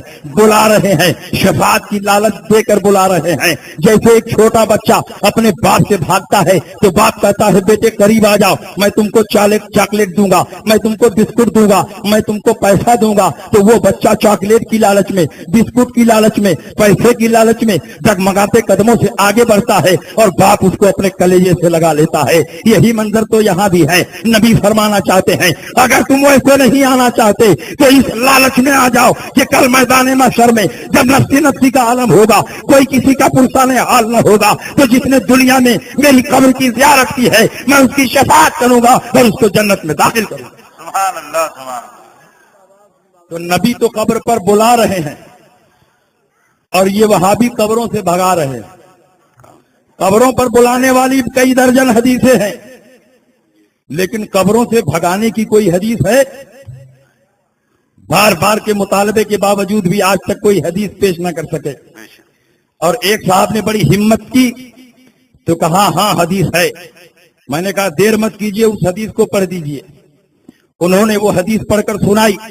اللہ کے نبی ارشاد فرماتے ہیں کنت نہیتکم عن زیارت القبور، میں نے تم کو زیارت قبور سے منع کیا تھا۔ میں نے کہا گدھے آگے کے حصے کو پڑھ جس میں سرکار اجازت بھی دے رہے ہیں۔ یہ تو یہود و نصارہ کا طریقہ ہے کہ آدھی بات کو بتائی جائے اور آدھی بات کو چھپا لیا جائے۔ اگر آدھی حدیث پیش کرو گے اور آدھی حدیث چھپا لو گے تو کنفیوژن پیدا ہوگا، اور پوری حدیث پڑھ کر سنا دو گے تو کنفیوژن نہیں پیدا ہوگا۔ لیکن جو جماعت کنفیوژن پیدا کرنے کے لیے بنائی گئی ہے اس کا مقصد ہی یہ ہے کہ لوگوں میں کنفیوژن پیدا ہو، وہ جماعت پوری حدیث نہیں پیش کر سکتی ہے۔ میں نے للکارا، میں نے کہا پوری حدیث پڑھ، اسی حدیث میں اجازت موجود ہے۔ پوری حدیث اس طرح ہے، اللہ کے نبی نے ارشاد فرمایا کنت نہیتکم عن زیارت القبور فزوروها فانها تزهد في الدنيا وتذكر الاخرہ۔ پہلے میں نے تم کو زیارت قبور کے لیے منع کیا تھا، لیکن اب قبروں کی زیارت کو جاؤ، کیونکہ قبروں کی زیارت کرنے سے دنیا سے بے رغبتی پیدا ہوتی ہے اور آخرت کا خیال پیدا ہوتا ہے، موت کا تصور پیدا ہوتا ہے۔ میں نے کہا نادان، پہلے اللہ کے نبی نے منع کیا تھا مگر اب سرکار اجازت دے رہے ہیں، اور ایسا تو ہوتا رہتا ہے کہ ایک قانون بنتا ہے اور پھر وہ قانون کینسل ہو جاتا ہے، دوسرا قانون آ جاتا ہے، پھر وہ کینسل ہو جاتا ہے، تیسرا قانون آ جاتا ہے۔ اس وقت کے لحاظ سے وہی قانون تھا کہ تم قبروں کی زیارت نہیں کر سکتے، اور اس کی وجہ کیا تھی کہ مکہ مکرمہ میں مشرکین کی قبریں تھی، تو تو کیا تم مشرکین کی قبروں کی زیارت کرتے؟ اللہ نے قرآن میں فرمایا وَلَا تُصَلِّ عَلَىٰ أَحَدٍ مِّنْهُمْ مَاتَ أَبَدًا وَلَا تَقُمْ عَلَىٰ قَبْرِهِ، مشرکین میں سے کوئی مر جائے تو اس کی قبر کی زیارت نہ کرو، اس کے جنازے میں شرکت نہ کرو۔ اس آیت کا مفہوم مخالف یہ ہے کہ اگر مومنین میں سے کوئی مر جائے تو قبر پر حاضری بھی دو اور جنازہ بھی پڑھو۔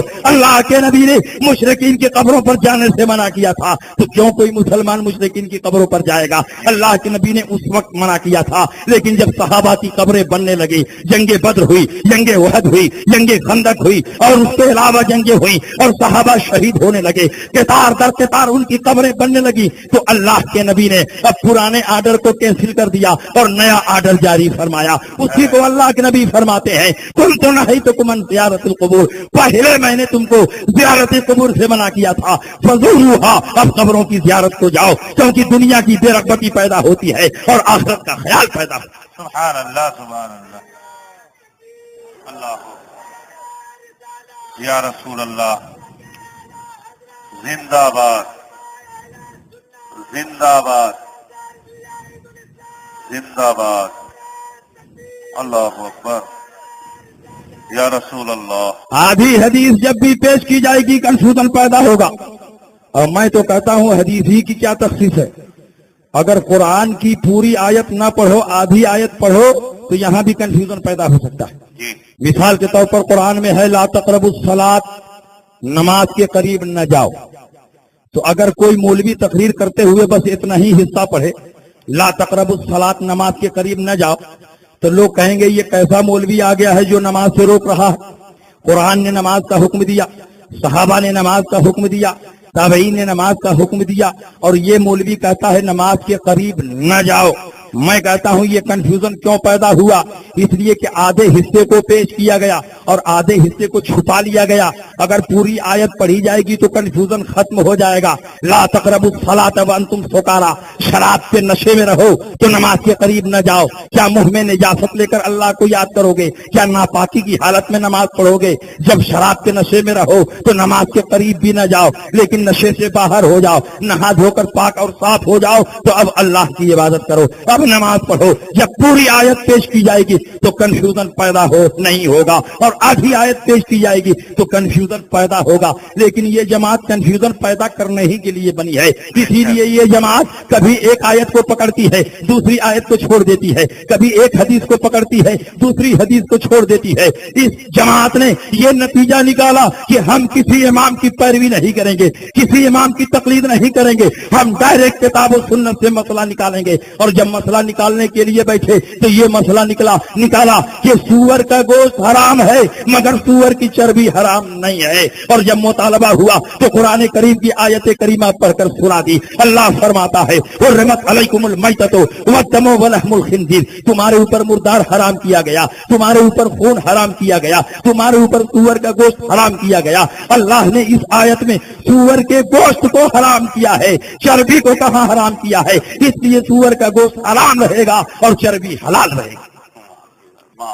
میں کہتا ہوں کہ تم نے اپنے حساب سے ٹھیک ہی مسئلہ نکالا، تمہارے لیے چربی حلال رہے گی، اس لیے کہ اسی قرآن میں اللہ نے یہ بھی فرمایا الخبیثات للخبیثین والخبیثون للخبیثات والطیبات للطیبین والطیبون للطیبات۔ خبیث اور ناپاک چیزیں ناپاکوں کے لیے ہے، اور طیب و طاہر اور پاک چیزیں پاکوں کے لیے ہیں۔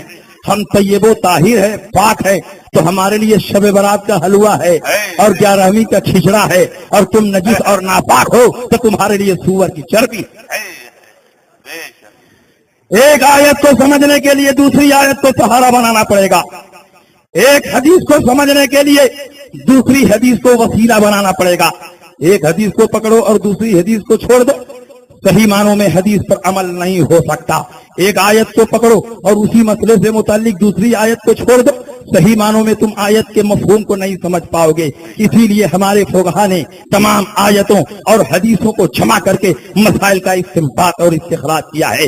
اسی قرآن سے ثابت ہو جائے گا کہ سور کا گوشت بھی حرام ہے اور سور کی چربی بھی حرام ہے۔ اسی قرآن میں اللہ نے فرمایا قل لا اجد فيما اوحي الي محرما على طاعم يطعمه الا ان يكون میتۃ او دما مسفوحا او لحم خنزیر فانه رجس۔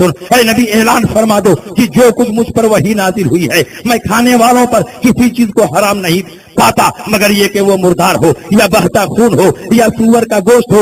فإنه رجس، اس لیے کہ سور نجس العین ہے، سور سراپا نجس ہے، سور نیچے سے اوپر تک ناپاک ہے. جس کو اللہ نے نجس العین فرمایا ہو، سراپا نجس فرمایا ہو، اس کا ناخن بھی حرام ہوگا، اس کا بال بھی حرام ہوگا، اس کی چربی بھی حرام ہوگی، اس کا گوشت بھی حرام ہوگا، اس کی جلد بھی حرام ہوگی، اس کی ہڈی بھی حرام ہوگی. اس لیے کہ اللہ نے سور کو نجس العین فرمایا، اس کا کوئی حصہ پاک اور صاف نہیں ہو سکتا. بے شک بے شک. اس لیے یہ کنفیوژن پیدا کر رہے ہیں. قرآن تو سمجھ نہیں پاتے، حدیث تو سمجھ نہیں پاتے، لیکن دعویٰ یہ ہے کہ ہم ڈائریکٹ قرآن اور حدیث سے مسئلہ نکالیں گے. بڑے بڑے صحابہ قرآن اور حدیث سے مسئلہ نہ نکال سکے تو تمہاری کیا اوقات ہے کہ تم قرآن اور حدیث سے مسئلہ نکال پاؤ؟ اور بڑے بڑے صحابہ کو حضور علیہ السلام نے تنبیہ فرمائی کہ جب تم کو مسئلہ سمجھ میں نہیں آ رہا تھا تو ڈائریکٹ قرآن اور حدیث پر عمل کرنے کی کیا ضرورت تھی؟ کیوں نہیں مجھ سے تم نے مسئلہ پوچھ لیا؟ یہ اس بات کی دلیل ہے کہ ہر آدمی میں اتنی صلاحیت نہیں ہے کہ ڈائریکٹ قرآن اور حدیث سے مسئلہ نکال سکے. اسی لیے امام اعظم ابو حنیفہ کے زمانے میں ایک دو نہیں کئی سو محدثین تھے، لیکن سب کے سب اس قابل نہیں تھے کہ کتاب و سنت سے مسائل کا استنباط اور استخراج کر سکیں. لیکن ابو حنیفہ کو اللہ نے اجتہاد کے اس اونچے درجے پر فائز فرمایا تھا کہ جہاں بڑے بڑے محدثین کا دماغ نہیں پہنچتا وہاں ابو حنیفہ کا دماغ پہنچتا تھا. اسی لیے امام اعظم ابو حنیفہ نے اپنی زندگی میں 86,000 مسائل کا استنباط اور استخراج کیا. 38,000 مسائل عبادات سے متعلق نکالے اور باقی مسائل معاملات سے متعلق نکالے. اور ذہن اتنا تیز تھا کہ امام ابو سعید مروزی فرماتے ہیں کہ لو وزنا عقل نصف اہل الارض بعقل ابی حنیفہ لرجح عقل ابی حنیفہ. اگر آدھی دنیا کی عقل کو ایک ترازو پر رکھ دیا جائے اور ابو حنیفہ کی عقل کو دوسرے ترازو پر رکھ دیا جائے تو ابو حنیفہ کا پلڑا بھاری ہو جائے. سبحان اللہ سبحان اللہ. یہ ابو حنیفہ کی شان. بڑے بڑے محدثین حیران ہو جاتے اور ابو حنیفہ اس مسئلے کو حل کر دیتے. امام اعظم کے استاد ہیں امام سلیمان آمش، جن کی خدمت میں رہ کر امام اعظم ابو حنیفہ نے علم حدیث پڑھا ہے. حضرت امام سلیمان آمش کی زوجہ محترمہ کچھ دماغ کی موٹی تھی، مزاج میں تندی تھی، اور جب حضرت امام سلیمان آمش ذکر و فکر میں مبتلا ہوتے، مسائل کی تحقیق میں مبتلا ہوتے تو اچانک ان کی زوجہ محترمہ حائل ہو جاتی. اور جیسا کہ عام عورتوں کی عادت ہے وہ بھی فرماتی گھر میں فلاں چیز ختم ہو گئی ہے، فلاں سامان ختم ہو گیا ہے، پہلے جائیے اب بازار سے لے آئیے. جب کوئی عالم اور محقق کسی مسئلے کی تحقیق میں ڈوبا ہوا ہو اور اچانک کوئی حائل ہو جائے تو اس کو غصہ آئے گا. ایک مرتبہ امام سلیمان آمش ایک مسئلے کی تحقیق میں ڈوبے ہوئے تھے اور اچانک آپ کی زوجہ محترمہ حائل ہو گئی اور کہا پہلے بازار سے آٹا لائیے کیونکہ آٹا ختم ہو گیا ہے. آپ کو بڑا جلال آیا اور آپ نے فرمایا اگر آئندہ تم نے یہ کہا کہ آٹا ختم ہو گیا ہے یا کسی سے خبر بھجوایا تو تجھے 3 طلاق. اب یہ بیچاری بہت پریشان ہوئی کہ کتنے دن تک آٹا چلے گا، ختم ہوگا ہی ہوگا. اگر خبر کرتی ہوں تو بھی 3 طلاق اور خبر کراتی ہوں تو بھی 3 طلاق. بہت پریشان ہوئی، بڑے بڑے محدثین کے پاس پہنچی، کوئی حل نہیں بتا پایا. اور جس کو کوئی حل نہ کر سکے اس کو امام اعظم ابو حنیفہ حل کرتے ہیں. امام اعظم نے فرمایا کہ بہت آسان راستہ، جب آٹا ختم ہو جائے تو آٹے کی بوری ان کے پائجامے کی ڈوری میں باندھ کر کھوٹی پہ ٹانگ دو. حضرت امام سلیمان آمش جب رات کو پائجامہ کھوٹی پر ٹانگ کر سوتے ہیں تو آپ کی زوجہ محترمہ چپکے سے جاتی ہیں اور آٹے کی بوری کو پائجامے کی ڈوری میں لپیٹ کر باندھ دیتی ہے اور واپس آ جاتی ہے. صبح کو امام سلیمان آمش جب اپنا پائجامہ اٹھاتے ہیں پہننے کے لیے تو دیکھتے ہیں آٹے کی بوری بھی ساتھ ساتھ چلی آ رہی ہے. فوراً سمجھ جاتے ہیں کہ گھر میں آٹا ختم ہو گیا. لیکن پھر ان کا ماتھا ٹھنکا کہ میری بددماغ بیوی کو یہ حکمت بتائی کس نے، اس کے دماغ میں یہ بات کیسے پیدا ہوئی. اور پھر آپ کا دماغ ابو حنیفہ کی طرف گیا کہ ابو حنیفہ ہی ہے جو اس طرح کے لا ينحل مسئلے کو حل کر دیتا ہے۔ جب میں اپنی بیوی کو دھمکانے کے لیے کوئی صورت نکالتا ہوں تو ابو حنیفہ پہلے سے اس کی کاٹ تیار کر دیتا ہے۔ یہ امام اعظم ابو حنیفہ ہیں جن کا مقابلہ اس دور کے بڑے بڑے محدثین نہیں کر سکے، اور آج کے غیر مقلدین جو صرف 5 حدیثوں پر عمل کرتے ہیں وہ ابو حنیفہ سے مقابلہ کرنے چلے ہیں۔ ارے ابو حنیفہ سے مقابلہ کرنا تو بہت دور کی بات ہے۔ ابو حنیفہ کے ایک مقلد کا نام ہے امام احمد رضا۔ اگر تمہاری جماعت کے سارے محدثین کو جمع کر دیا جائے تو امام احمد رضا کے مقابلے میں 1 منٹ نہیں ٹک سکتے۔ وہ امام احمد رضا کی شان۔ نعرہ تکبیر، نعرہ رسالت، فیضان اعلی حضرت، مسلک اعلی حضرت، سنیوں کا مرکز، نعرہ تکبیر، نعرہ رسالت، سبحان اللہ۔ اور میں تو کہتا ہوں کہ امام اعظم ابو حنیفہ اپنے دور کے سب سے بڑے فقیہ ہی نہیں تھے، سب سے بڑے محدث بھی تھے، اور حدیثوں پر جتنی گہری نظر ابو حنیفہ کو تھی کسی اور کو نہیں تھی۔ یہی وجہ ہے کہ امام اعظم ابو حنیفہ کے زمانے میں جو بڑے بڑے مجتہدین پائے جاتے تھے، جب وہ کوئی ڈیسیژن اور فیصلہ لیتے اور کوئی غلطی نظر آتی تو ابو حنیفہ پر جس ٹوک دیتے۔ امام اعظم ابو حنیفہ کے زمانے کے بہت بڑے قاضی ہیں، قاضی ابن ابی لیلہ، ان کا نام ہے عبد الرحمن، لیکن مشہور ہے قاضی ابن ابی لیلہ کے نام سے۔ 31 سال تک کوفے کے قاضی رہے، اور ان کو کس نے قاضی بنایا تھا؟ حضرت علی کرم اللہ تعالی وجہ الکریم نے بنایا تھا۔ کوفے کی جامع مسجد میں آپ کی مجلس قضا بیٹھتی تھی، آپ کی عدالت لگتی تھی۔ ایک دن قاضی ابن ابی لیلہ کچہری کا کام ختم کرنے کے بعد، عدالت کا کام نپٹانے کے بعد اپنے گھر جا رہے تھے، دیکھا کہ راستے میں ایک عورت ایک مرد سے جھگڑا کر رہی ہے۔ ایک عورت ایک مرد سے جھگڑا کر رہی ہے، اور جھگڑا کرتے کرتے عورت نے مرد کو گالی دی، یا ابن الزانیین، اے زانیین کے بیٹے، یعنی اے وہ شخص جس کا باپ بھی زانی اور ماں بھی زانیہ، یعنی باپ اور ماں پر زنا کی اس نے تہمت رکھ دی۔ حضرت قاضی ابن ابی لیلہ جا رہے تھے، سن لیا، اپنی پولیس سے کہا اس عورت کو گرفتار کیا جائے۔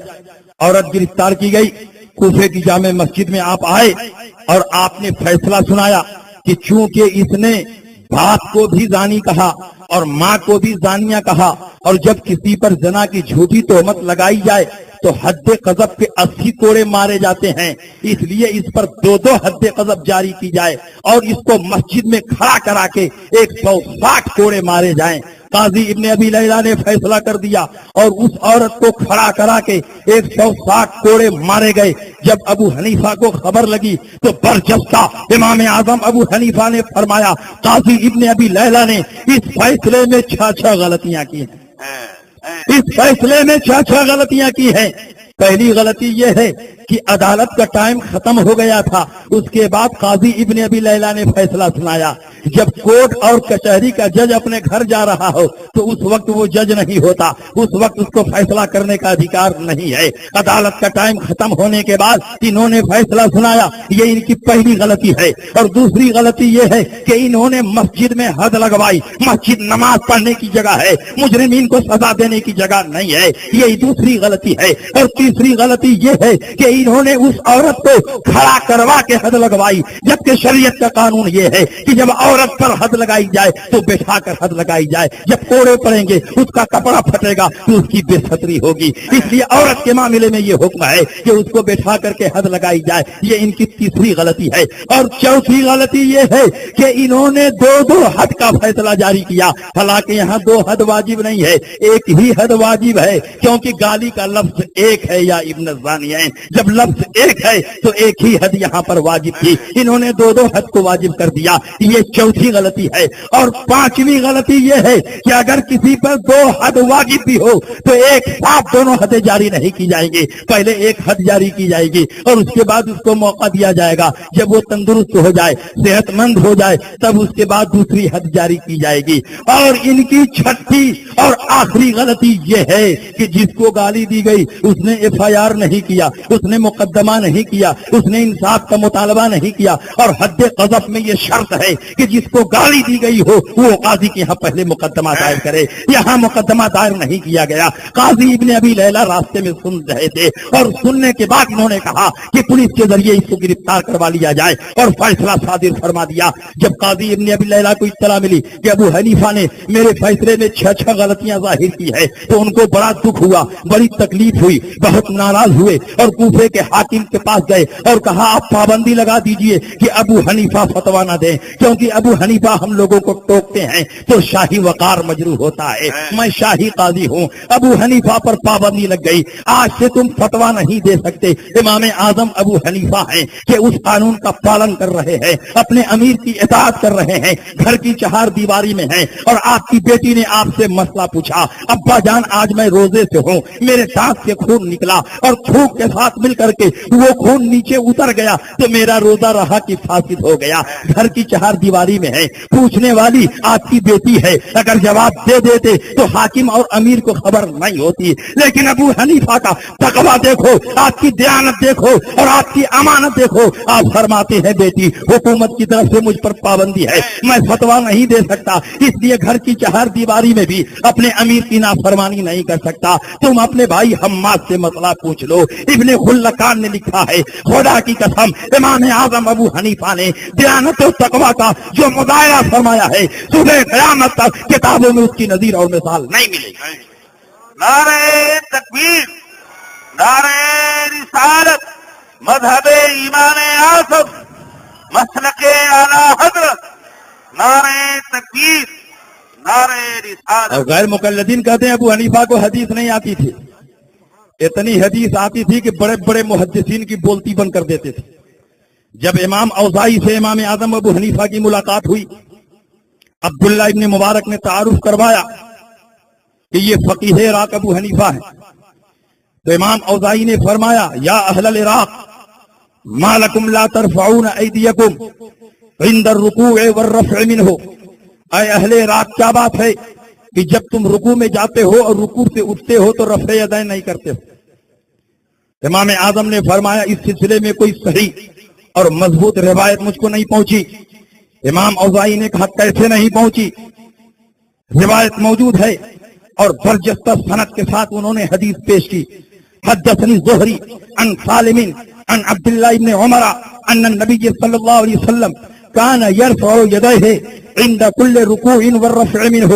مجھ سے حدیث بیان کی زہری نے، ان سے حدیث بیان کی سالم نے، ان سے حدیث بیان کی عبداللہ ابن عمر نے کہ رسول اللہ صلی اللہ علیہ وسلم جب رکوع میں جاتے اور رکوع سے اٹھتے تو رفع یدین فرماتے تھے. امام اعظم ابو حنیفہ برجستہ اس سے زیادہ مضبوط اور مستحکم حدیث سند کے ساتھ پیش کرتے ہوئے نظر آتے ہیں. ابو حنیفہ فرماتے ہیں حدثنی حماد عن ابراہیم النخعی عن علقمہ والاسود وعبداللہ ابن مسعود ان النبی صلی اللہ علیہ وسلم کان لا یرفع یدیہ الا فی اول مرۃ. اس سے حدیث بیان کی حماد نے، ان سے حدیث بیان کی ابراہیم نخعی نے، ان سے حدیث بیان کی علقمہ اور اسود نے، ان سے حدیث بیان کی عبداللہ ابن مسعود نے کہ حضور علیہ السلام نماز میں ہاتھ نہیں اٹھاتے تھے مگر صرف تکبیر تحریمہ کے وقت ہاتھ اٹھاتے تھے. ثم لا يعود بعد ذلك، اس کے بعد پوری نماز میں حضور علیہ السلام ہاتھ نہیں اٹھاتے تھے. جب آپ نے سند کے ساتھ اپنی حدیث پیش کی تو امام اوزاعی ناراض ہوئے اور وہ فرماتے ہیں میں حدثنی زہری عن سالم عن عبداللہ ابن عمر حدیث بیان کر رہا ہوں اور تم حدثنی حماد عن ابراہیم النخعی عن علقمہ والاسود و عبداللہ ابن مسعود حدیث بیان کر رہے ہو. مطلب یہ کہ میری سند میں صرف 3 راوی ہیں اور حدیث رسول اللہ تک پہنچ جا رہی ہے، اور تمہاری سند میں 5 راوی ہیں تب جا کر رسول اللہ تک حدیث پہنچ رہی ہے. تو واسطہ میری روایت میں کم ہے اور تمہاری روایت میں زیادہ ہے، اور جب کوئی بات کم واسطے کے ذریعے پہنچے تو وہ زیادہ مضبوط ہوتی ہے. میری بات کم واسطوں کے ذریعے پہنچ رہی ہے اس لیے میری حدیث زیادہ مضبوط اور مستحکم ہے. حضرت امام اعظم ابو حنیفہ صرف محدث نہیں تھے، فقیہ بھی تھے. وہ فرماتے ہیں یہ وہاں ہے جہاں دونوں طرف کے راوی برابر برابر ہوں، لیکن جب ایک طرف راویوں میں صرف فقہا ہوں تو اگر کے راویوں کی تعداد زیادہ ہو، لیکن اگر وہ فقہا ہوں تو فقہا اگر زیادہ ہوں تو انہی کی روایت پر اعتماد کیا جائے گا، کیونکہ فقہا حدیث کو سمجھنے والے بھی ہوتے ہیں اور حدیث کو محفوظ رکھنے والے بھی. سبحان اللہ. اور میری حدیث میں فقہا کی تعداد زیادہ ہے. حضرت حماد یہ زہری سے زیادہ فقیہ ہے. حضرت ابراہیم نخعی یہ سالم سے زیادہ فقیہ ہیں. حضرت علقمہ اور اسود یہ عبداللہ ابن عمر سے زیادہ فقیہ ہیں. یہ اور بات ہے کہ عبداللہ ابن عمر صحابی ہونے کی حیثیت سے افضل ہیں، لیکن فقاہت میں یہ دونوں بلند ہیں.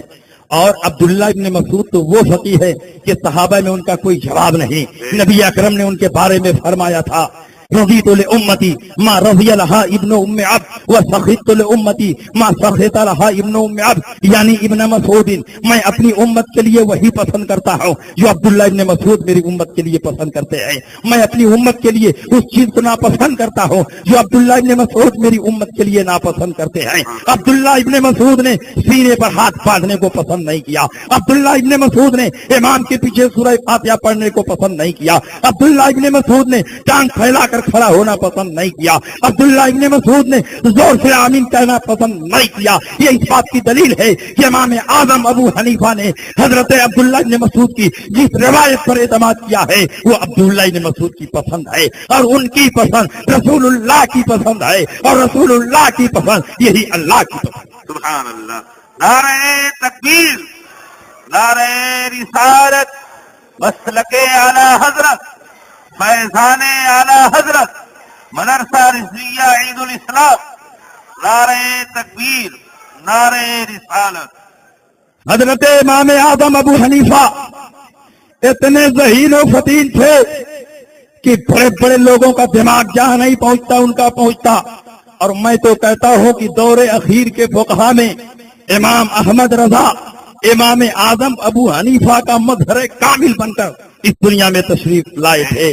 اور ایک دو نہیں بے شمار صفات اور خصوصیات میں اعلیٰ حضرت فاضل بریلوی امام اعظم کا نمونہ نظر آتے ہیں. اگر امام اعظم ذہین ہے تو اعلیٰ حضرت کی ذہانت بھی دیکھو. اعلیٰ حضرت ایک ماہ سے قلیل مدت میں پورے قرآن پاک کو حفظ کر لے رہے ہیں. اس کا واقعہ یوں ہے کہ اعلیٰ حضرت فاضل بریلوی کے پاس ایک خط آیا، اس میں بہت سارے القاب و آداب لکھے ہوئے تھے، اور انہی القاب و آداب میں اعلیٰ حضرت کو لکھنے والے نے حافظ بھی لکھ دیا تھا. اعلیٰ حضرت فرماتے ہیں کہ اس نے مجھ کو حافظ لکھ دیا اور میں حافظ نہیں ہوں. ایک مسلمان کا حسن ظن غلط نہ ہونے پائے، اس لیے اب مجھے حفظ کرنا ہے تاکہ اس کی بات سچی ہو جائے. یہ بات اعلیٰ حضرت کے یہاں پہنچی کہاں سے؟ امام اعظم ابو حنیفہ کے یہاں سے پہنچی. امام اعظم ابو حنیفہ ایک مرتبہ ایک گلی سے گزر رہے تھے. ایک آدمی نے کہا یہ ابو حنیفہ ہیں جو پوری پوری رات اللہ کی عبادت کرتے ہیں. اتنا سننے کے بعد ابو حنیفہ فرماتے ہیں یا اللہ، میں تو پوری رات عبادت نہیں کرتا ہوں، رات کے کچھ حصے میں مسائل کی تحقیق کرتا ہوں، کچھ حصے میں آرام کرتا ہوں. لیکن کہنے والے نے کہہ دیا کہ پوری پوری رات اللہ کی عبادت کرتے ہیں. اس مسلمان کا حسن ظن غلط نہ ہونے پائے، اس لیے اب میں پوری رات عبادت کروں گا. امام اعظم ابو حنیفہ پوری پوری رات عبادت کرنے لگے اور اتنا لمبا قیام فرماتے کہ آپ کے پڑوسی یہ سمجھتے کہ ابو حنیفہ کے چھت پر ایک ستون ہے جو رات کو نظر آتا ہے اور دن کو غائب ہو جاتا ہے. جس دن امام اعظم ابو حنیفہ کا انتقال ہوا، آپ کے پڑوسی کے بیٹے نے اپنے باپ سے پوچھا یا ابتے این الطعامۃ التی کنت اراها باللیل علی سقف ابی حنیفہ. ابا جان، ابو حنیفہ کی چھت پر جو ستون ہمیں روزانہ رات کو نظر آتا تھا آج وہ ستون نظر نہیں آیا. تو باپ نے کہا بیٹے وہ ستون نہیں ابو حنیفہ تھے جو اتنا لمبا قیام کرتے تھے کہ دیکھنے والا ستون سمجھتا تھا. ان کا انتقال ہو گیا اور ان کو قبر میں دفن کر دیا گیا ہے، اسی لیے وہ ستون نظر نہیں آتا. وہی شان اعلیٰ حضرت کی بھی ہے. اعلیٰ حضرت فرماتے ہیں اب میں حفظ کروں گا اور اس کے بعد اس کے حسن ظن کو باقی رکھوں گا. اعلیٰ حضرت فاضل بریلوی کی شان سے حفظ کرتے ہیں.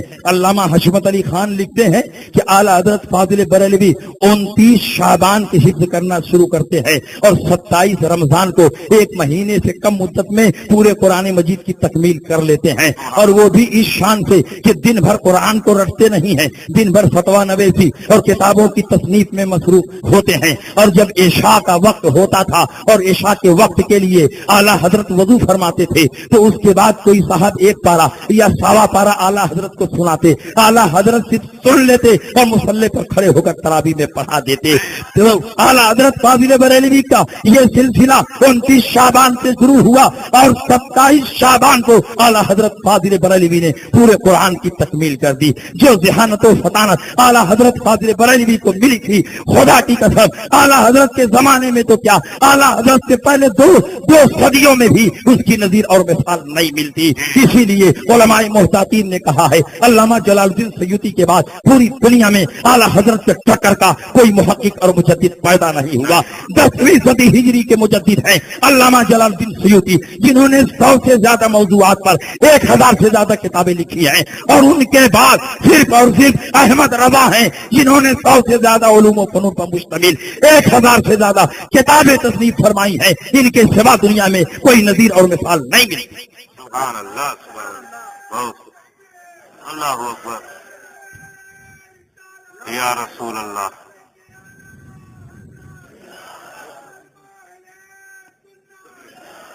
سبحان اللہ، سبحان اللہ، یا رسول اللہ. اور اعلیٰ حضرت فاضل بریلوی نماز کے کتنے پابند تھے اور ان کا ایمان اللہ کی قدرت پر کتنا کامل تھا، مختصر لمحوں میں اس کا بھی جلوہ دیکھ لیں. مسلک اعلیٰ حضرت کا نعرہ لگاتے ہو، اعلیٰ حضرت فاضل بریلوی کی زندگی کے اس پہلو کو دیکھو. 2 ماہ تک مسلسل اعلیٰ حضرت بیمار تھے، چلنے کی طاقت نہیں تھی، لیکن ایک وقت بھی اعلیٰ حضرت نے جماعت کو ترک نہیں فرمایا. 4 نوکر لگے ہوئے تھے.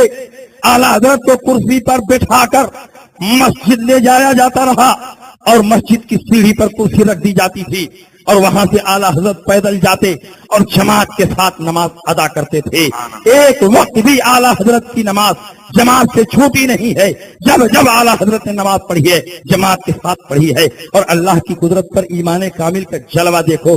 بریلی شریف کے ایک بہت بڑے نجومی ہیں اور اعلیٰ حضرت کے والد کے دوست ہیں مولانا غلام حسین صاحب. بریلی میں طلسمی پریس کے یہی مالک ہے. اعلیٰ حضرت کی خدمت میں بھی کبھی کبھی آتے تھے اور اعلیٰ حضرت فاضل بریلوی ان کی مزاج پرسی کرتے تھے.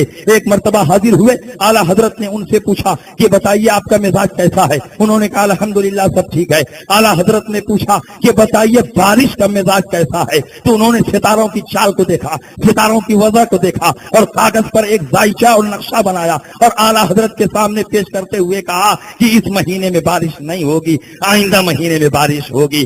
علم نجوم کے قاعدوں سے نتیجہ نکالا کہ اس مہینے میں بارش نہیں ہوگی. لیکن اعلیٰ حضرت بھی علم نجوم میں بہت ماہر تھے، لیکن مہارت کا یہ مطلب نہیں کہ اعلیٰ حضرت اللہ کی قدرت سے ایک لمحہ بھی غافل تھے. اعلیٰ حضرت نے فرمایا کہ اگر اللہ نے چاہا تو اسی مہینے میں بارش ہوگی. مولانا غلام حسین نے کہا آپ نقشے کو نہیں دیکھتے، ستاروں کی چال نہیں دیکھتے، ستاروں کی وضع نہیں دیکھتے. اعلیٰ حضرت فرماتے ہیں میں ستاروں کی چال بھی دیکھ رہا ہوں، ستاروں کی وضع بھی دیکھ رہا ہوں اور ستاروں کو پیدا کرنے والے اللہ کی قدرت بھی دیکھ رہا ہوں. اگر اللہ نے چاہا تو اسی مہینے میں بارش ہوگی. اعلیٰ حضرت فاضل بریلوی نے چاہا اس مسئلے کو سمجھا دیا جائے. علم نجوم کا قاعدہ اپنی جگہ، لیکن اللہ کی قدرت کے سامنے سارے قاعدے ہیج ہو جاتے ہیں. آپ نے فرمایا کہ دیکھو وہ دیوار پر گھڑی لٹک رہی ہے کہ نہیں؟ کہا ہاں لٹک رہی ہے. آپ نے فرمایا بتائیے کہ اس گھڑی میں کئی بجے ہیں؟ انہوں نے کہا 11:15. اعلیٰ حضرت نے پوچھا 12 بجنے میں کتنا باقی ہے؟ انہوں نے فرمایا کہ 45 منٹ. جب تک پونا گھنٹہ نہیں گزرے گا 12 نہیں بجے گا. اعلیٰ حضرت نے فرمایا کہ جب تک پونا گھنٹہ نہیں گزرے گا 12 بجے گا ہی نہیں. انہوں نے کہا ہرگز نہیں. اعلیٰ حضرت فوراً کھڑے ہوئے اور بڑی سوئی کو کھینچ کر 12 پہ کر دیا. جیسے ہی بڑی سوئی کو 12 پہ کیا فوراً 12 بج گیا. ٹن ٹن ٹن ٹن گھنٹی بجنے لگی. اعلیٰ حضرت نے فرمایا آپ تو کہہ رہے تھے جب تک پونا گھنٹہ نہیں گزرے گا 12 نہیں بچے گا. یہاں تو 12 بھی بج گیا، گھنٹی بھی بج گئی. انہوں نے کہا آپ نے بڑی سوئی کو کھینچ کر 12 پہ کر دیا اس لیے 12 بج گیا ہے. اگر سوئی اپنی رفتار سے چلتی تو پونا گھنٹہ گزرنے کے بعد ہی 12 بجتا. اعلیٰ حضرت فرماتے ہیں یہی تو میں آپ کو سمجھانا چاہتا ہوں. اگر اللہ چاہے تو اس ستارے کو کھینچ کر وہاں کر دے، اس کو یہاں کر دے، اس کو وہاں کر دے. ستاروں کی چال بھی بدل جائے گی، ستاروں کی وضع بھی بدل جائے گی اور آپ کا ذائچہ بھی بدل جائے گا. اگر اللہ نے چاہا اسی مہینے میں بارش ہوگی، بلکہ اسی ہفتے میں بارش ہوگی، بلکہ ابھی بارش ہوگی. اتنا فرمانا تھا کہ بارش ہونے لگی، جھم جھم بارش ہونے لگی. اعلیٰ حضرت فاضل بریلوی رضی اللہ تعالیٰ عنہ صرف اللہ کی بارگاہ میں مقبول نہیں ہے، ان کی زبان بھی رب کی بارگاہ میں مستجاب. بے شک بے شک. سبحان. آج بہت سارے لوگوں کو شوق پیدا ہوا ہے اعلیٰ حضرت فاضل بریلوی کا مقابلہ کرنے کے لیے مجدد کو لانچ کر رہے ہیں. فلاں صاحب مجدد ہے، فلاں صاحب مجدد ہے، فلاں صاحب مجدد ہے. میں آپ سے کہنا چاہتا ہوں مجدد بنانا تنظیموں کا کام نہیں، مجدد بنانا خانقاہوں کا کام نہیں، مجدد بنانا علماء اور مشائخ کا کام نہیں ہے، مجدد اللہ بناتا ہے۔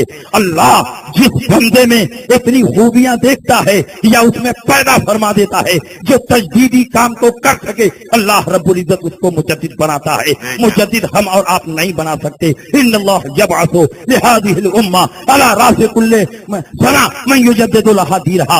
پروردگار عالم ہر صدی کے اختتام پر امت محمدیہ کی تجدید کے لیے ایک ایسی شخصیت کو قائم فرماتا ہے جو تجدید کا کام کرتا ہے۔ تو یہ کام اللہ کا ہے، ہمارا اور آپ کا نہیں۔ جس کو تم مجدد کی حیثیت سے پیش کر رہے ہو، ان میں ایک بھی ایسی صلاحیت نہیں رکھتے کہ اعلیٰ حضرت کی کتابوں کو کما حق سمجھ سکے۔ جب اعلیٰ حضرت کی کتابوں کو سمجھنے کی صلاحیت نہیں ہے تو فتاوی رضویہ لکھنے کی صلاحیت کہاں سے ہوگی؟ اس لیے مجدد بنانے کی کوشش نہ کرو۔ اعلیٰ حضرت کے تجدیدی کارناموں کی بنیاد پر دنیا نے اعلیٰ حضرت کو مجدد تسلیم کیا، چمچوں اور دلالوں کی بنیاد پر اعلیٰ حضرت کو مجدد تسلیم نہیں کیا گیا۔ جب اعلیٰ حضرت کی کتاب حرمین طیبین کی سرزمین پر پڑھی گئی، علماء حرمین طیبین نے اعلیٰ حضرت کے دلائل و براہین کو دیکھنے کے بعد برجستہ فرمایا، واللہ اقول والحق اقول لو قیل فیہ انہ مجدد ھذا القرن لکان حقا وصواب۔ خدا کی قسم میں صحیح کہتا ہوں اور یقین کے ساتھ کہتا ہوں، اگر یہ اعلان کر دیا جائے کہ اعلیٰ حضرت اس دور کے مجدد ہیں تو یہ بات 100% صحیح۔ بے شک بے شک۔ اعلیٰ حضرت نے ایسی کتابیں لکھی کہ پوری کتاب میں ایک لفظ بھی ایسا یوز نہیں کیا جس میں نقطہ، غیر منقوط الفاظ پر مشتمل پوری کتاب لکھ دی۔ اور اعلیٰ حضرت نے کچھ ایسی بھی کتابیں لکھی کہ ایک حرف ایسا یوز نہیں کیا جس پر نقطہ نہ ہو، ہر حرف پر نقطہ آ رہا۔ نقطے والی بھی کتاب اعلیٰ حضرت لکھ رہے ہیں، بے نقطے والی کتاب بھی اعلیٰ حضرت لکھ رہے ہیں۔ کتاب شروع ہو رہی ہے اور اخیر تک کوئی نقطے والا لفظ نہیں، اور دوسری کتاب شروع ہو رہی ہے اور اخیر تک ایک لفظ ایسا نہیں ہے جس میں نقطہ نہ ہو۔ میں کہتا ہوں انسان اپنی صلاحیت کی بنیاد پر، اپنی قابلیت کی بنیاد پر، اپنی کوشش کی بنیاد پر یہ کارنامہ انجام نہیں دے سکتا۔ یہ وہی کر سکتا ہے جس کو علم لدنی حاصل ہو، اور بلا شبہ مجدد اعظم اعلیٰ حضرت کو علم لدنی حاصل تھا۔ اس لیے جو اعلیٰ حضرت فاضل بریلوی رضی اللہ تعالیٰ عنہ کے مقابلے میں آیا وہ چکنا چور ہو گیا، اور کل بھی اعلیٰ حضرت کا پرچم بلند تھا اور آج بھی اعلیٰ حضرت کا پرچم بلند ہے، اور صبح قیامت اعلیٰ حضرت کا پرچم لہراتا رہے۔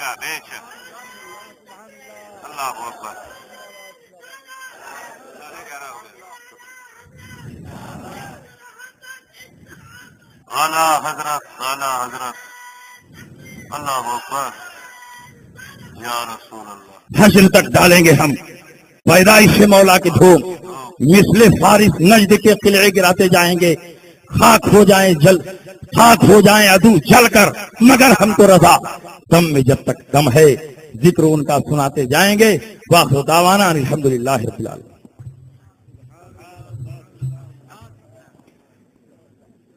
مصطفیٰ جانے رحمت لاکھوں سلام، شمع بز میں ہدایت، شہر یار ارم تاجدار ارم، شہر یار ارم تاجدار ارم، نو بہار۔ تجھ سے اور جنت سے کیا مطلب، وہابی دور ہو دور ہو دور ہو، ہم رسول اللہ کے، جنت رسول اللہ کی۔ حضرات آپ سن رہے ہیں Rizvi network international Islamic website. یہاں صرف مسلک اعلیٰ حضرت اور حضور تاج الشریعہ کو ماننے والے علماء کرام و شورائے اسلام کی نعت پاک اور عقائد کو سنوارنے والی تقاریر اپلوڈ کی جاتی ہے۔ خیال رہے کہ یہاں پر کسی بھی جاندار کی تصویر اور ویڈیو اپلوڈ نہیں کی جاتی۔ آپ حضرات اپنے یہاں کے کانفرنس جلسے کی ریکارڈنگ یہاں اپلوڈ کروا سکتے ہیں. اپلوڈ کروانے کے لیے ان سے رابطہ کریں. الحاج شیخ سجاد حسین رضوی، واٹس ایپ نمبر 787857444116.